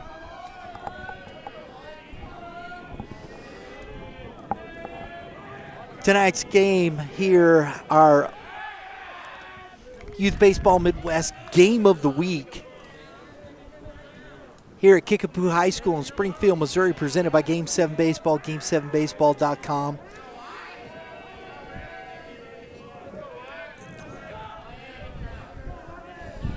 The premier tournament provider in the Midwest, where players compete and make their mark. And we've had some incredible moments. We're looking for some this week. This weekend, we'll be down at Ballparks America with Game 7 Baseball, folks.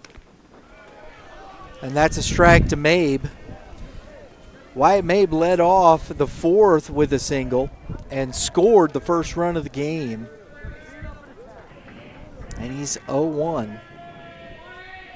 Game7baseball.com. Go check him out.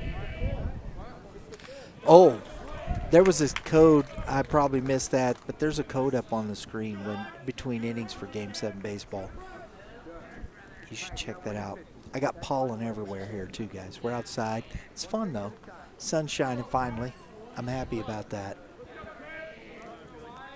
The pollen is why I had to remove myself for a moment. It was getting to my nose.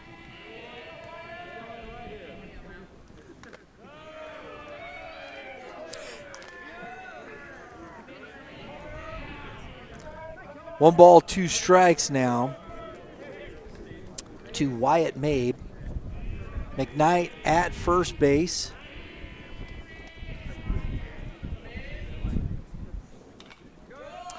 That was upstairs, and we got to make a correction. I want to make sure I'm going to say this right. I've been saying this young man's name incorrectly all evening. I thought we had it correct, and we did not. Grady Oaf, is that correct, in the truck?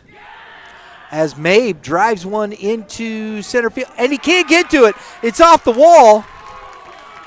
LePerry gave it. And he's going to be, and he's safe. Woo, man. That was close. Coach Howser is going out to have a chat with the umpire as Coach Hughes had held up McKnight, and Mabe was rounding second hard, headed to third, and it was like breaks, and nice job by the shortstop Hill to get it to Smith, but not in time. Mabe continues his hot streak of hitting. And we've got second and third with nobody out.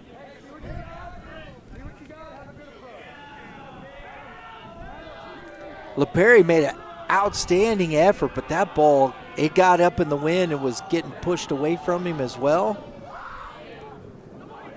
Tough day to go out chasing fly balls today, folks, with that flag. It is just whipping.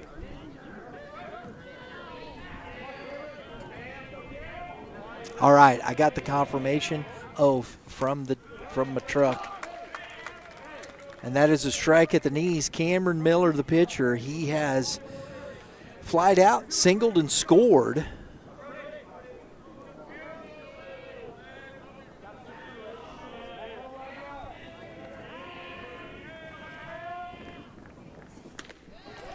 Goes upstairs, can't catch up. 0-2 as Wilson.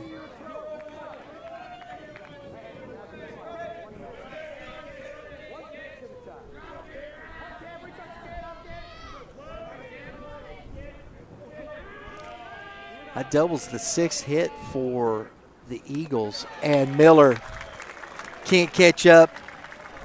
Goes down swinging for out number one. Miller McCoy, who has grounded out and struck out, is to the plate.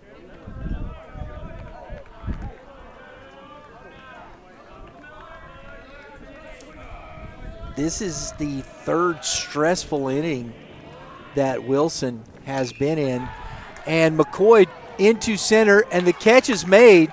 The throw is going to come home and is not going to be in time. That was a great throw by LePerry, but McKnight beats it. It's an RBI sac fly for Miller McCoy.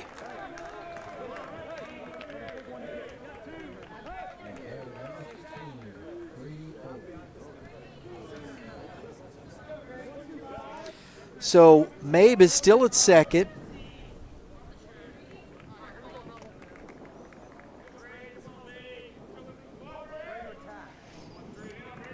Brings up Grady Oaf. And that is ball one.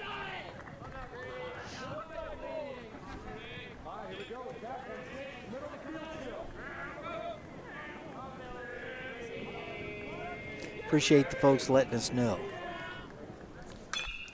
And that is into left field and down and to the wall. Mabe scores.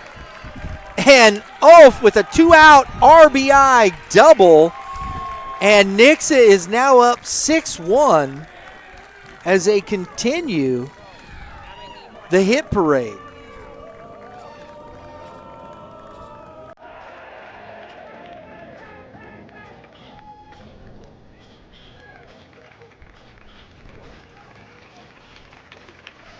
And that is going to do it for Brody Wilson. Going 4 2/3.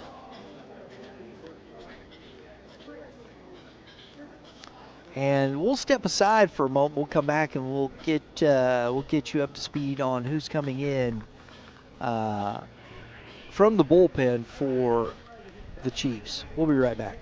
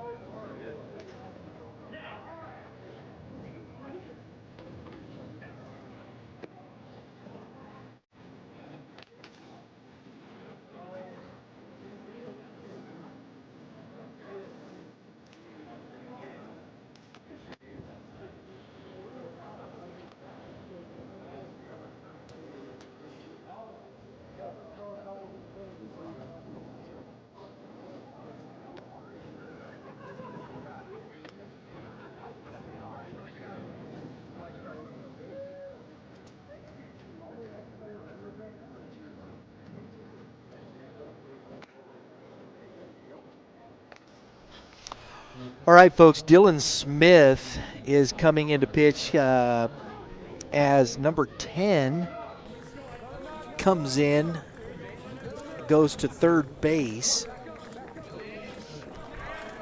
That is, Paxton Nelson goes to third as Dylan Smith comes into pitch, and over to first base is Brody Wilson. He stays in the game.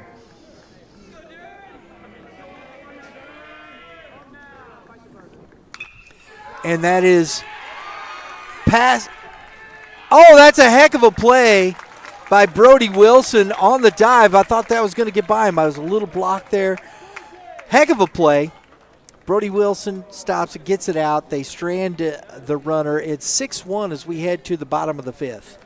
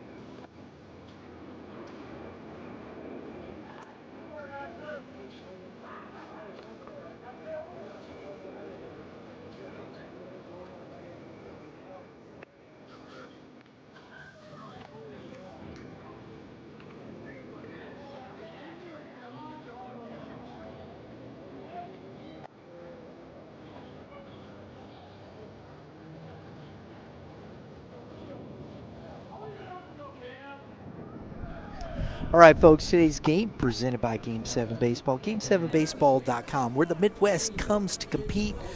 Game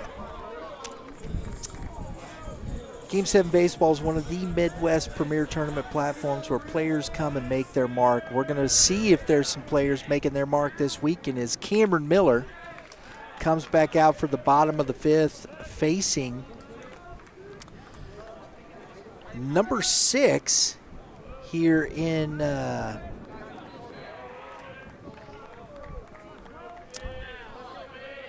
8-hole, hitting for Dylan Smith. And that's a strike. So the pinch hitter is Jacob Wilkinson, which we saw him on deck in that last inning. And it is 1 ball, 2 strikes to Wilkinson. So it'll be interesting to see if, because Dylan Smith came in to pitch, we'll see if he stays on the bump. Can re-enter, should be able to. 2-2, Miller. Looking forward to the weekend with Saturday, our Saturday at the Park. We're looking forward to all the interviews with the kids. It's going to be a fun time, as always. We'll be there with the Spring Ring Classic. Sunday, our 14U Championship live stream from Branson Recplex. That is strike 3. Wilkinson down looking. Miller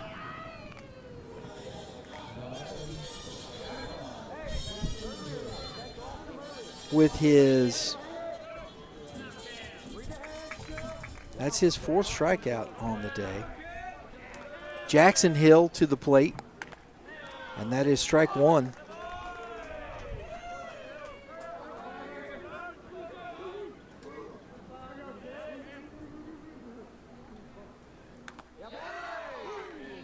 Outside.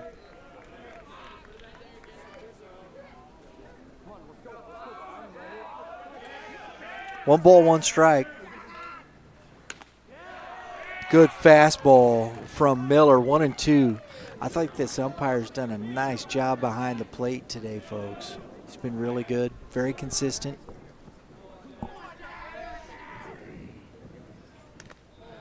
That misses. 2-2.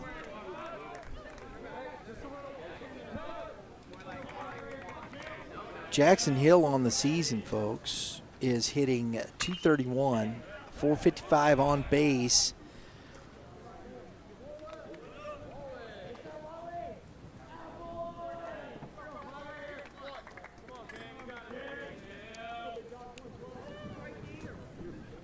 Oh, that got him right in the ribs.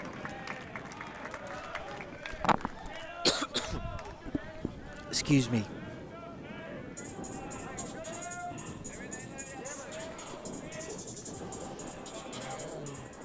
So the hit by pitch bug jumps all over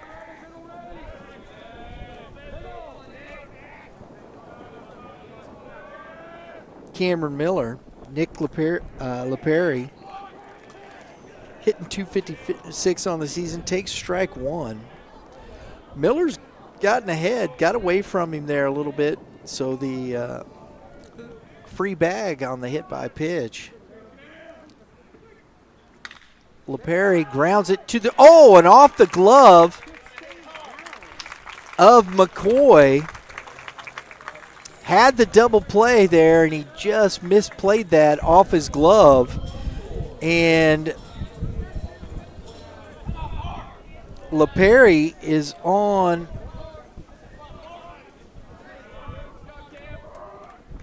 the error by the shortstop.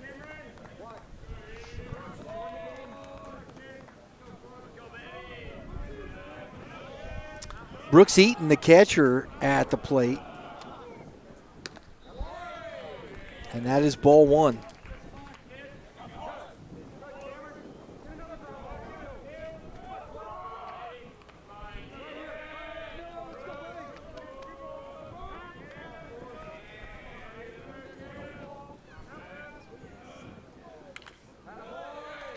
Foul back to the netting. 1 ball, 1 strike.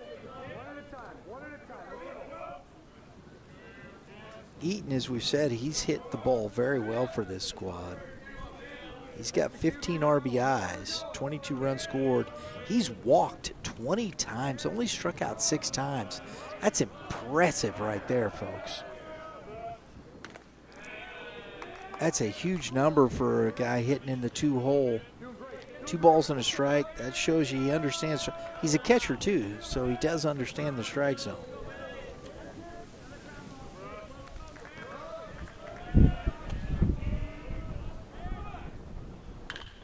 Grounded sharply. The shortstop, McCoy, out at 2 and out at 1. Another double play turned here by this Nixa Eagles defense. They strand 1. We head to the top of the 6th inning, 6-1 Eagles.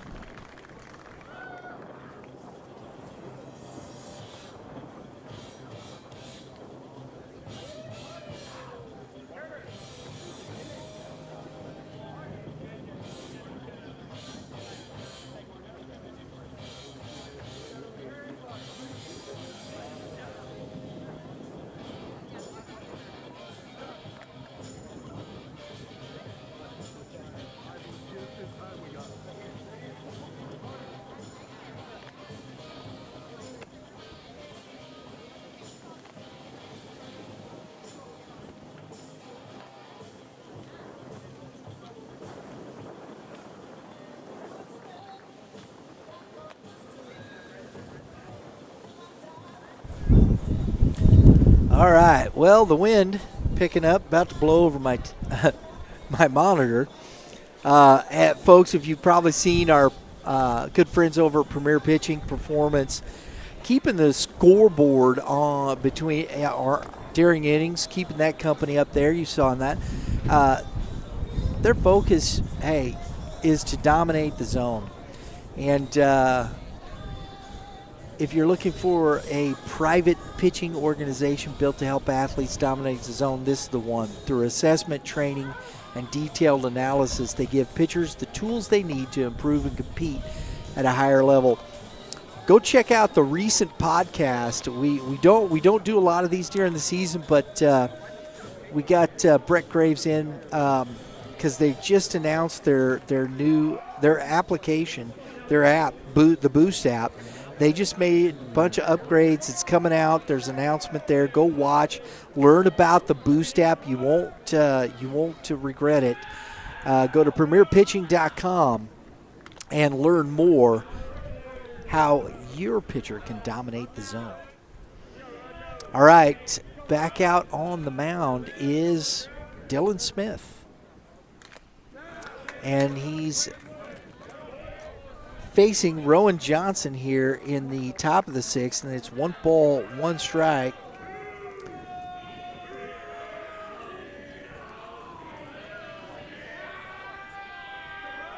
Nixa has scored 4 in the 4th and 2 in the 5th. And that is, nice job by Nelson. That took quite the hop. A little extra spin on that, and that popped up there, but he hung with it. Out number 1.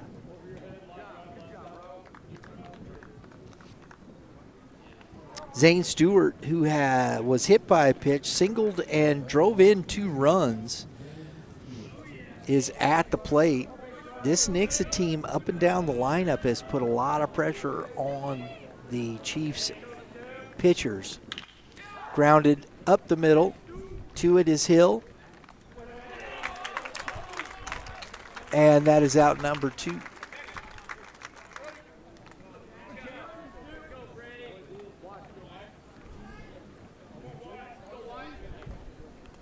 Wyatt Francis lead off to the plate. Smith, 2 quick outs.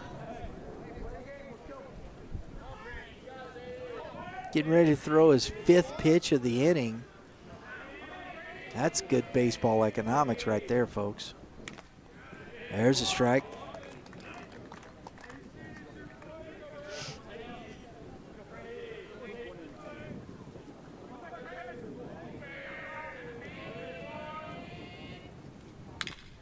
Grounded to Wilson. Takes it himself. So, my goodness, that's a 7-pitch inning. We head to the bottom of the 6th, 6-1 Eagles.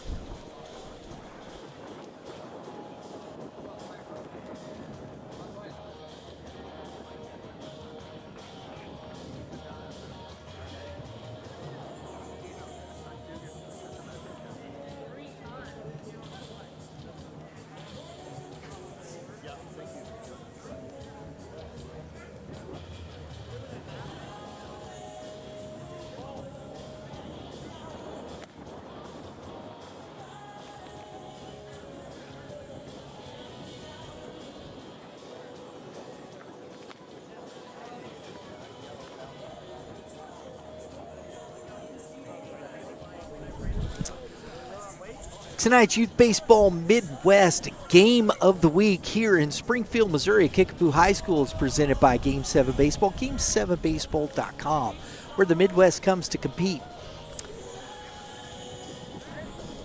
Game 7 Baseball is one of the Midwest premier tournament platforms where players compete and make their mark. And with YBM coverage, those performances don't get unnoticed, folks. And we're hopefully going to see some of those great performances this weekend as we will be with Game 7 Baseball at the Spring Ring Classic down here in beautiful Branson, Missouri. Looking forward to it. Always fun. Our good partners at Game 7 Baseball. Here in the 6th, bottom of the 6th, Luke Scott, who singled and scored the first run for the Chiefs, and scored the only run for the Chiefs, excuse me. It takes ball 1.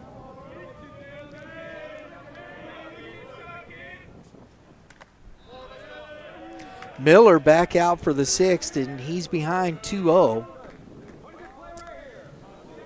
There is activity in the Eagles bullpen. There's 2 guys up. And it's 3-0.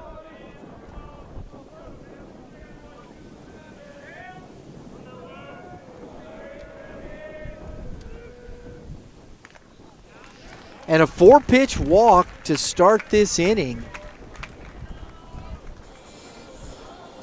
That's the first walk of the game by either pitcher. We've had some hit by pitches, but first walk.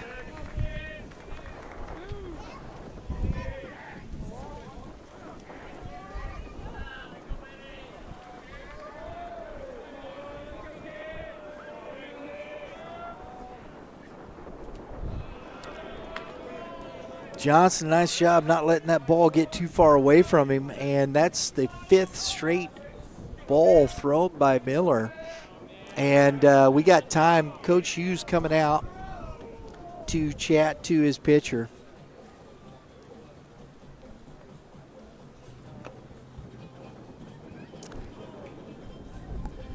Visit to the mound is, I think, warranted here, as Mr. Miller was struggling to throw a strike.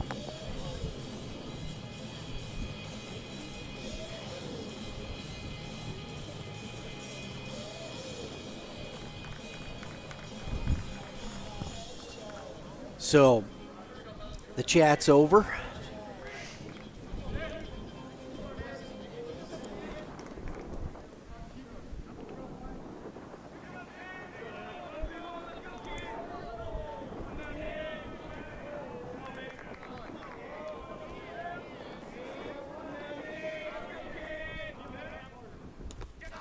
Nick Long at the plate.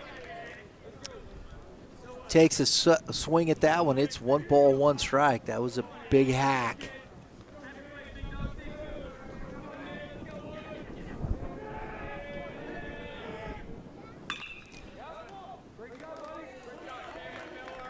Bounded over the fence. 1-2. So, sometimes I think it's just a matter. Coach Hughes probably come out and said, look, man, quit trying to be too cute. Let's go challenge him. Get back in the strike zone. Let's play baseball.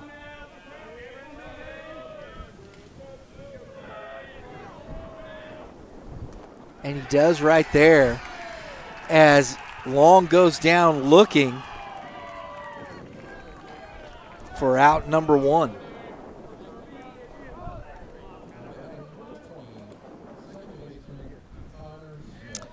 Connor Smith to the plate. 1 for 2, singled and popped out, was erased on the double play in the 4th. It's ball 1 to Smith.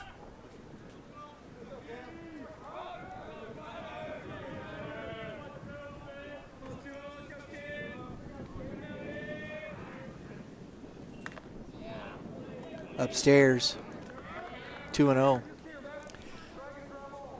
And the COC is different in this respect. And in talking with Coach McGee, we've had this conversation. The COC only they play each other once.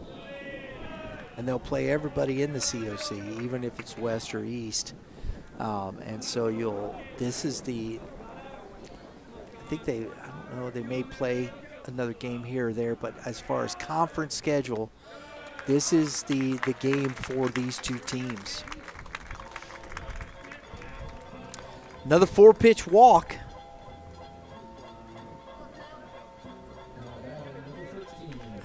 So walk, strikeout, walk. If he follows suit, we'll see a strikeout here. But you never know. Brody Wilson, Brody Wilson to the plate. Facing Miller.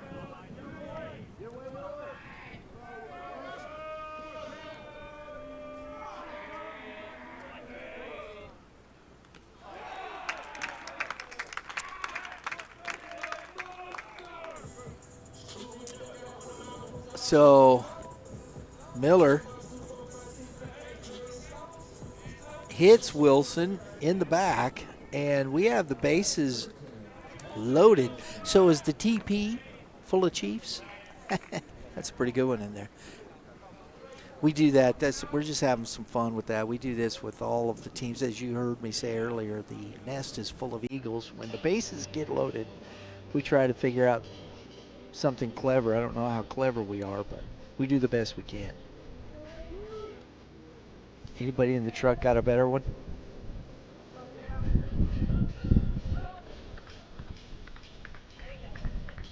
All right, they liked it, so I'm good.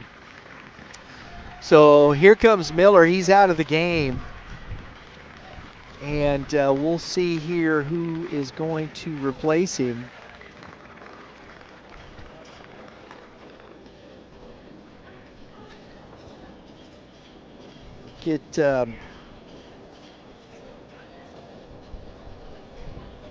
We'll get some numbers on him here for you here shortly, folks, and we'll be right back.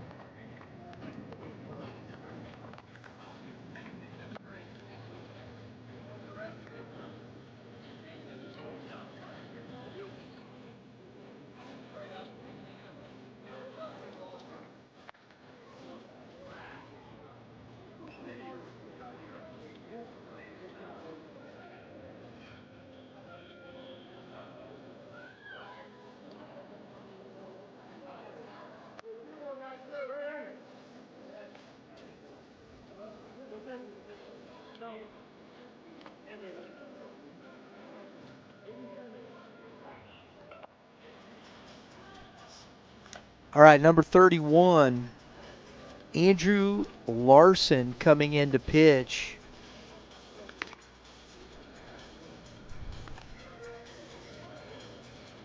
For the Eagles, 5 1/3 for Miller.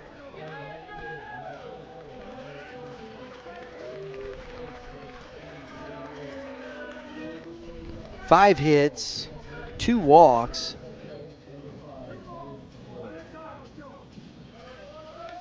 Well, of course, the hit by pitches. I think he had 1, 2, 3, 4, 5 Ks.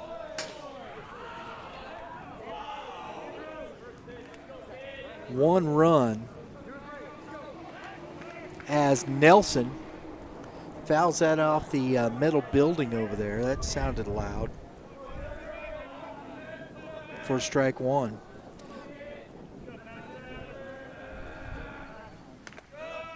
Misses upstairs. 1 ball, 1 strike.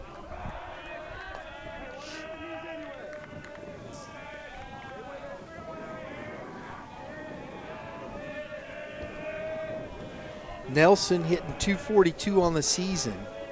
He's got 1 double. Excuse me, no doubles. Looks like it's just all singles for him. Fouls that one off. 1 ball, 2 strikes.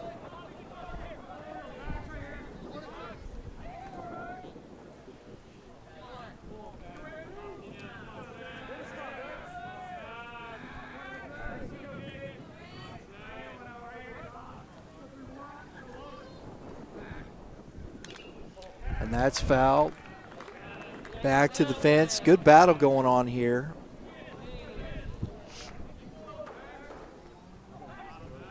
Still activity in the bullpen.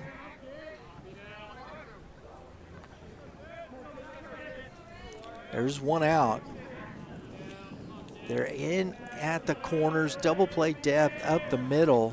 Miller goes to short. Oh, froze Nelson Paxton, or froze Nelson at the knees for strike 3. So the second strikeout of the inning. 2 walks and a hit by pitch. 2 outs. The TP is still full of Chiefs. Larson trying to escort the Chiefs out by way of out number 3. And we have another pinch hitter in number 3, Max Krupa.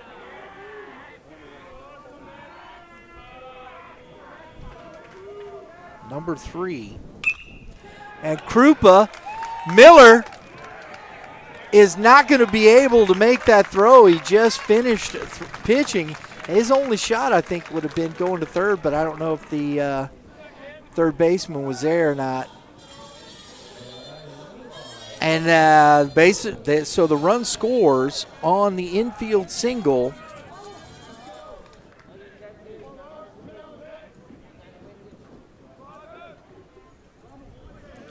From Krupa. And an RBI for Krupa. As that's ball 1 to the 9-hole hitter, Jackson Hill.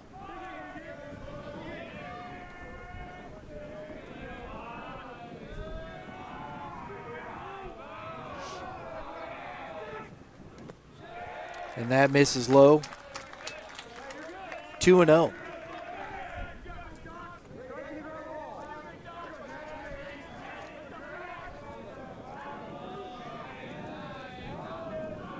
Six-2 ball game. Larson trying to work himself out of this trouble. We're at the 9-hole hitter. Ooh, big old hack. 2 balls and a strike.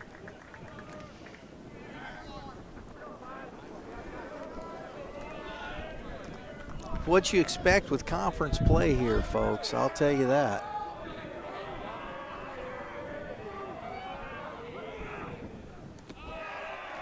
Nice job by Johnson just to smother that. 3-1.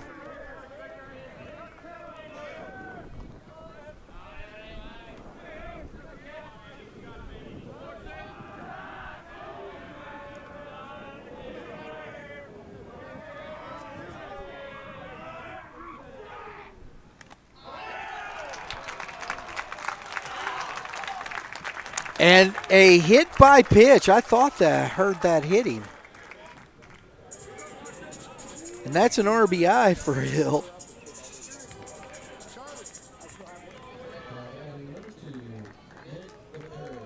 It is now 6-3, and Coach Hughes is coming out again to the mound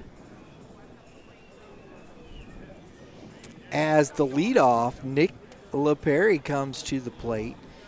He is 0 for 2. Been hit by a pitch. Excuse me. He reached on the error by the shortstop.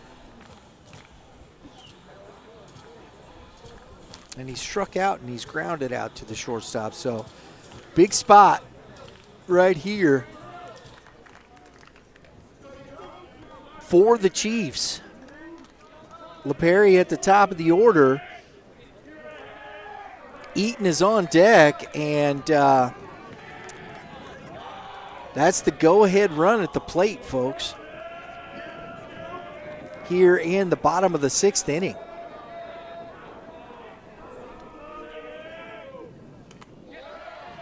And that misses away. Ball 1.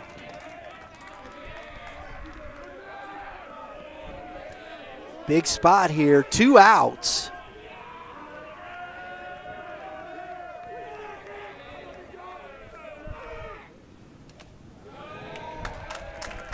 Curveball. Misses, 1 ball, 1 strike.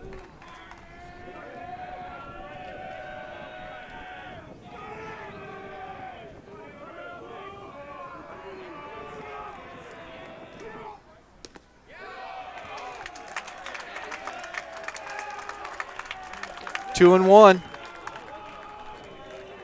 Larson having a hard time finding the strike zone.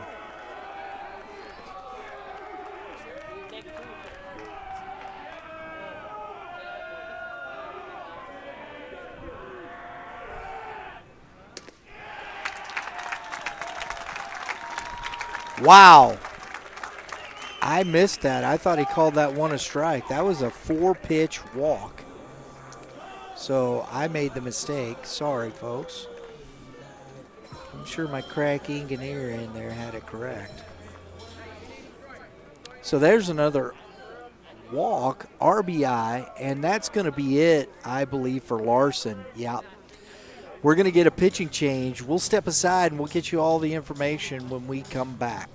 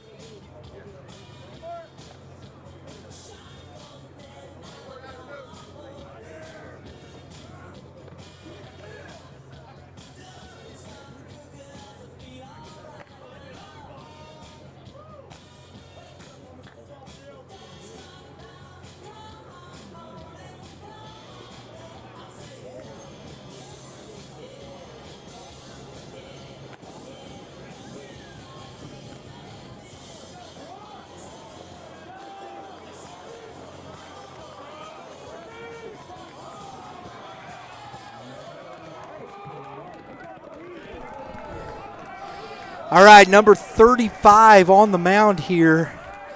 That is Braden Korber.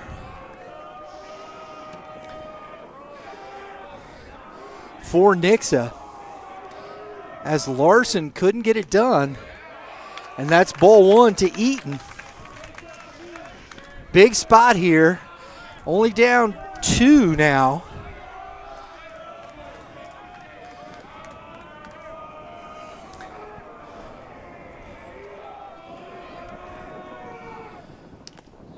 That misses again low.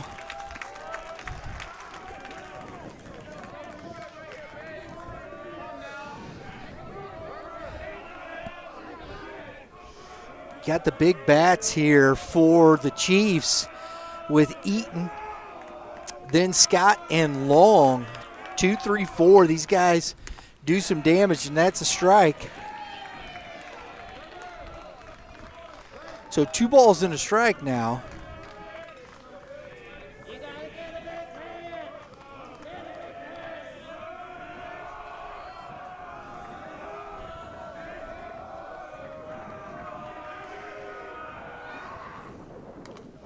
Oh, that was a big old daddy hack right there. Eaton was looking to let that thing sail over the scoreboard. Oh, my goodness.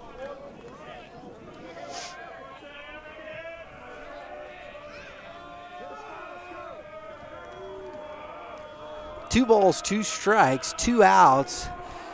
Bases still loaded.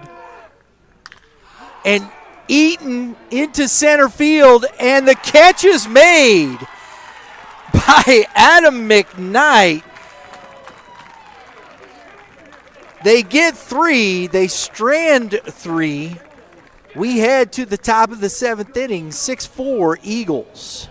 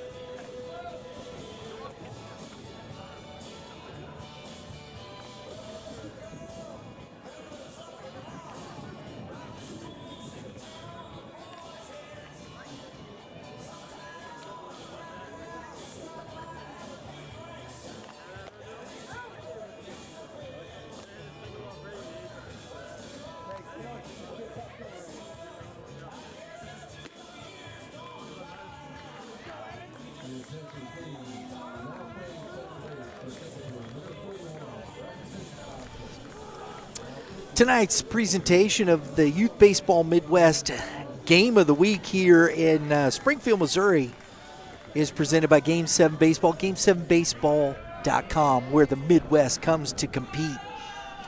Connor Smith, who was at second base, has now made it to the mound here in the 7th. And it's ball one.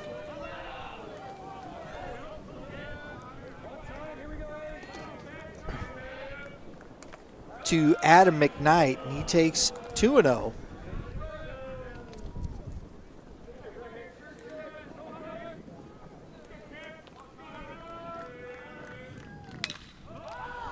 And that is into right field and caught.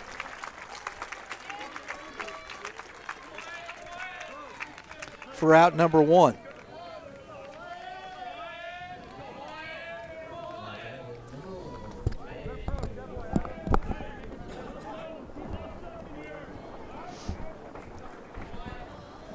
So Wyatt Mabe to the plate now. One out. And that is inside. Trying to see who's at second base there, who's taking over for Smith. 2-0. It's hard to see the gold on the cream-colored jersey. It looks like 31 is out there. You know who that is at second base, young man? Oh, that's a mouthful.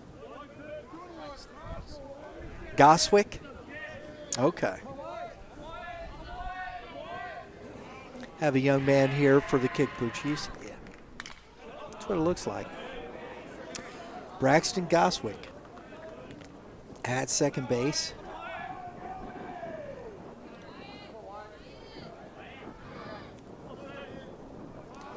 Two balls, two strikes to Mabe.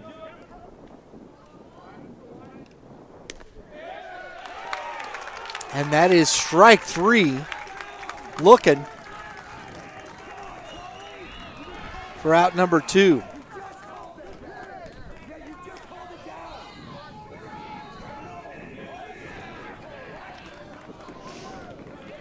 Cameron Miller to the plate.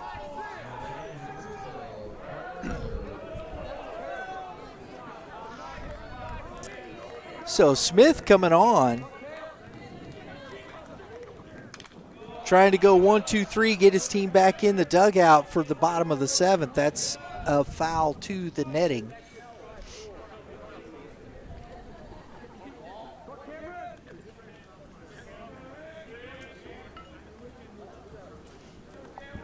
This has been a fantastic ball game here, folks. That's what conference play is about. You got two top 20 teams. Another big swinging fouled off. It's 0-2 to Miller.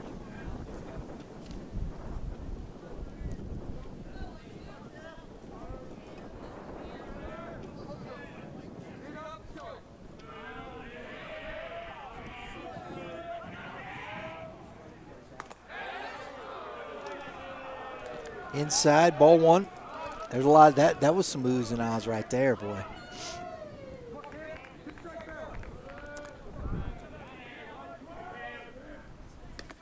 And that's at the knees. That's a good pitch. Connor Smith making quick work. Out number three on another K looking. It's the bottom of the 7th, folks. We're coming to it. We'll be right back.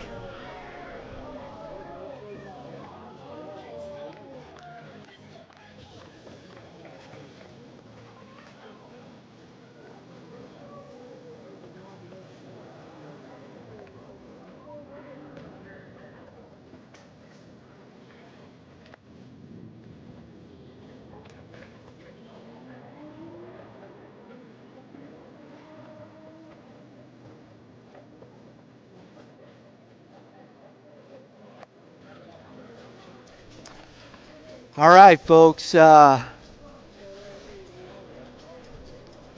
in the 7th, Braden Korber is going to have to face Luke Scott, Nick Long, and Connor Smith here in the top of the 7th. He's got a 2-run lead. Oh, boy. We're going to be looking at our players of the game. I mean, one of these guys could be with a walk-off here. I like Wyatt Mabe as the player of the game for this Nixa squad. He's 2 for 4.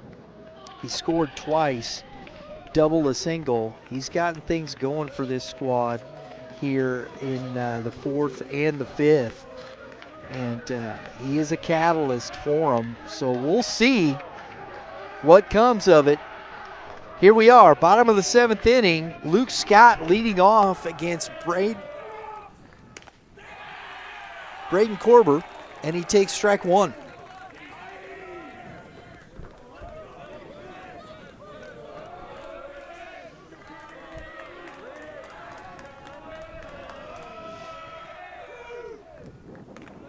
And that's up and out.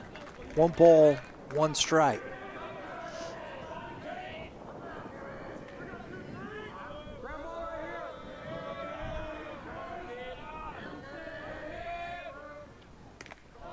It's outside. 2 balls and a strike.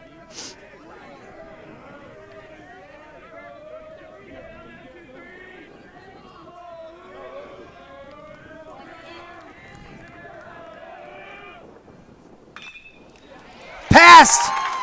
Wyatt Mabe. Line shot into the corner. Ho ho! Luke Scott with a leadoff double here in the bottom of the 7th for the Chiefs. They're not out of it yet, folks, and Nick Long steps to the plate. This young man is hitting the cover off the baseball.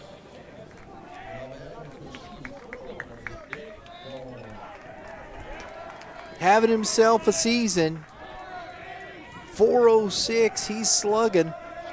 Got a couple of doubles, 3 home runs. This is going to be interesting here. Connor Smith is on deck. He went 1, 2, 3 in the bottom or the top of the 7th.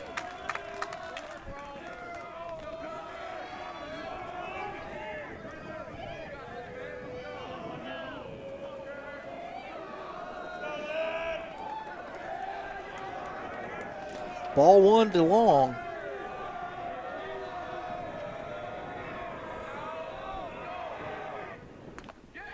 That's a strike right there. 1 ball, 1 strike. Tying run at the plate.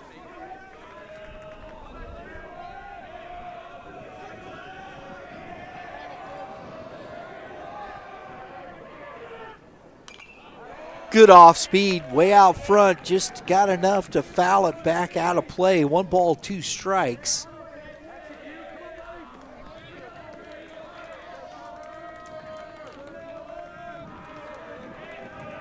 Heck of a ball game here, our game of the week. Nixa Eagles up 6-4 over the Kickapoo Chiefs here in the bottom of the 7th. Oh, and that is a outstanding pitch by Braden Korber. And for the second time, gets Nick Long looking. That's the first out of the inning and brings up Connor Smith.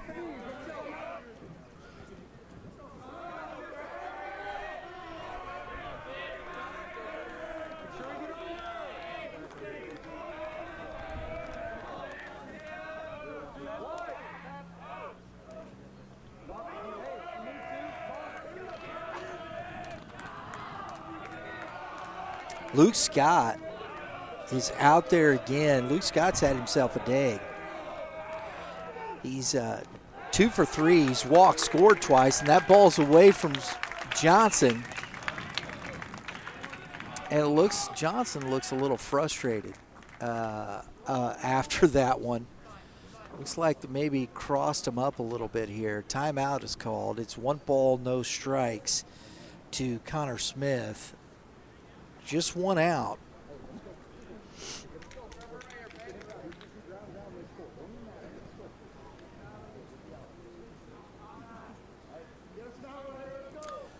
Blue's talking to him about something.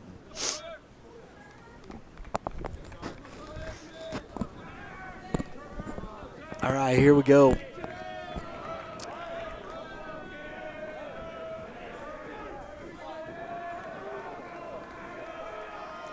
Big spot here for Corbett. Pumps in a strike. 1 ball, 1 strike, and I think that was it. I think Johnson got crossed up on that pitch, and he went out and made sure they had the signs correct, and that's in the dirt. 2 balls and a strike.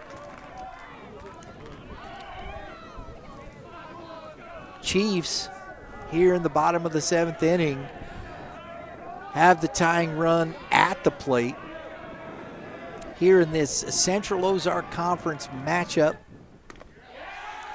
And he misses inside. It's 3-1.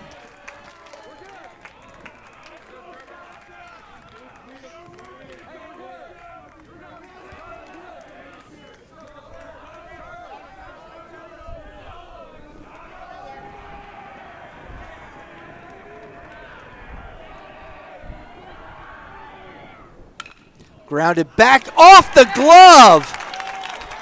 No chance for Miller. Off the glove of Korber.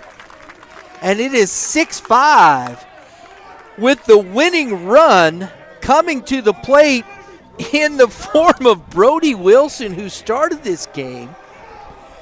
He's gave up 6 runs in the ball game and has a chance on his bat. If he can plug one out of here. Ooh, yeah. That would be some interesting. Looks like we're going to get a pinch runner in number 7. Number 7 is Jackson Pippin, pinch runner.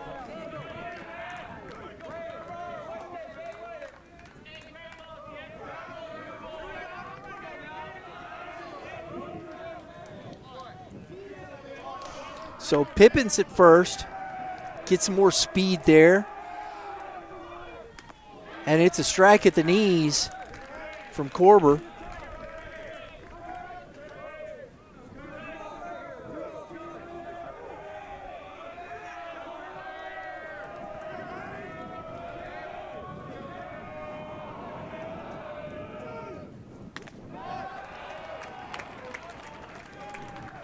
One ball, 1 strike.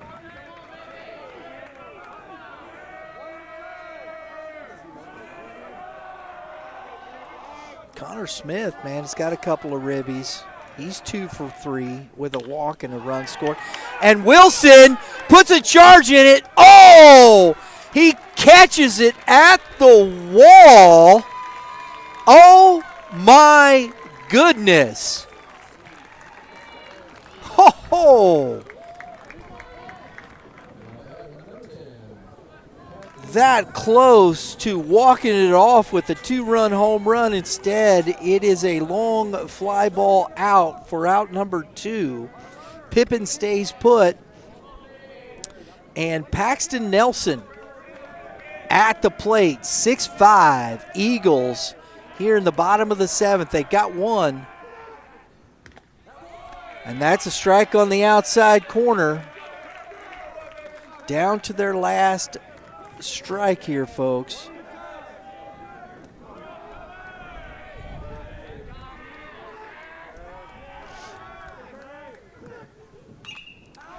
Nelson fouls that one off. It's 0-2 down to the last strike here. Korber working hard to finish this game for the Eagles. This is a true game of the week right here, folks. We're happy you're with us. I hope you're enjoying the broadcast. If you are, please take a moment when you get done. Subscribe.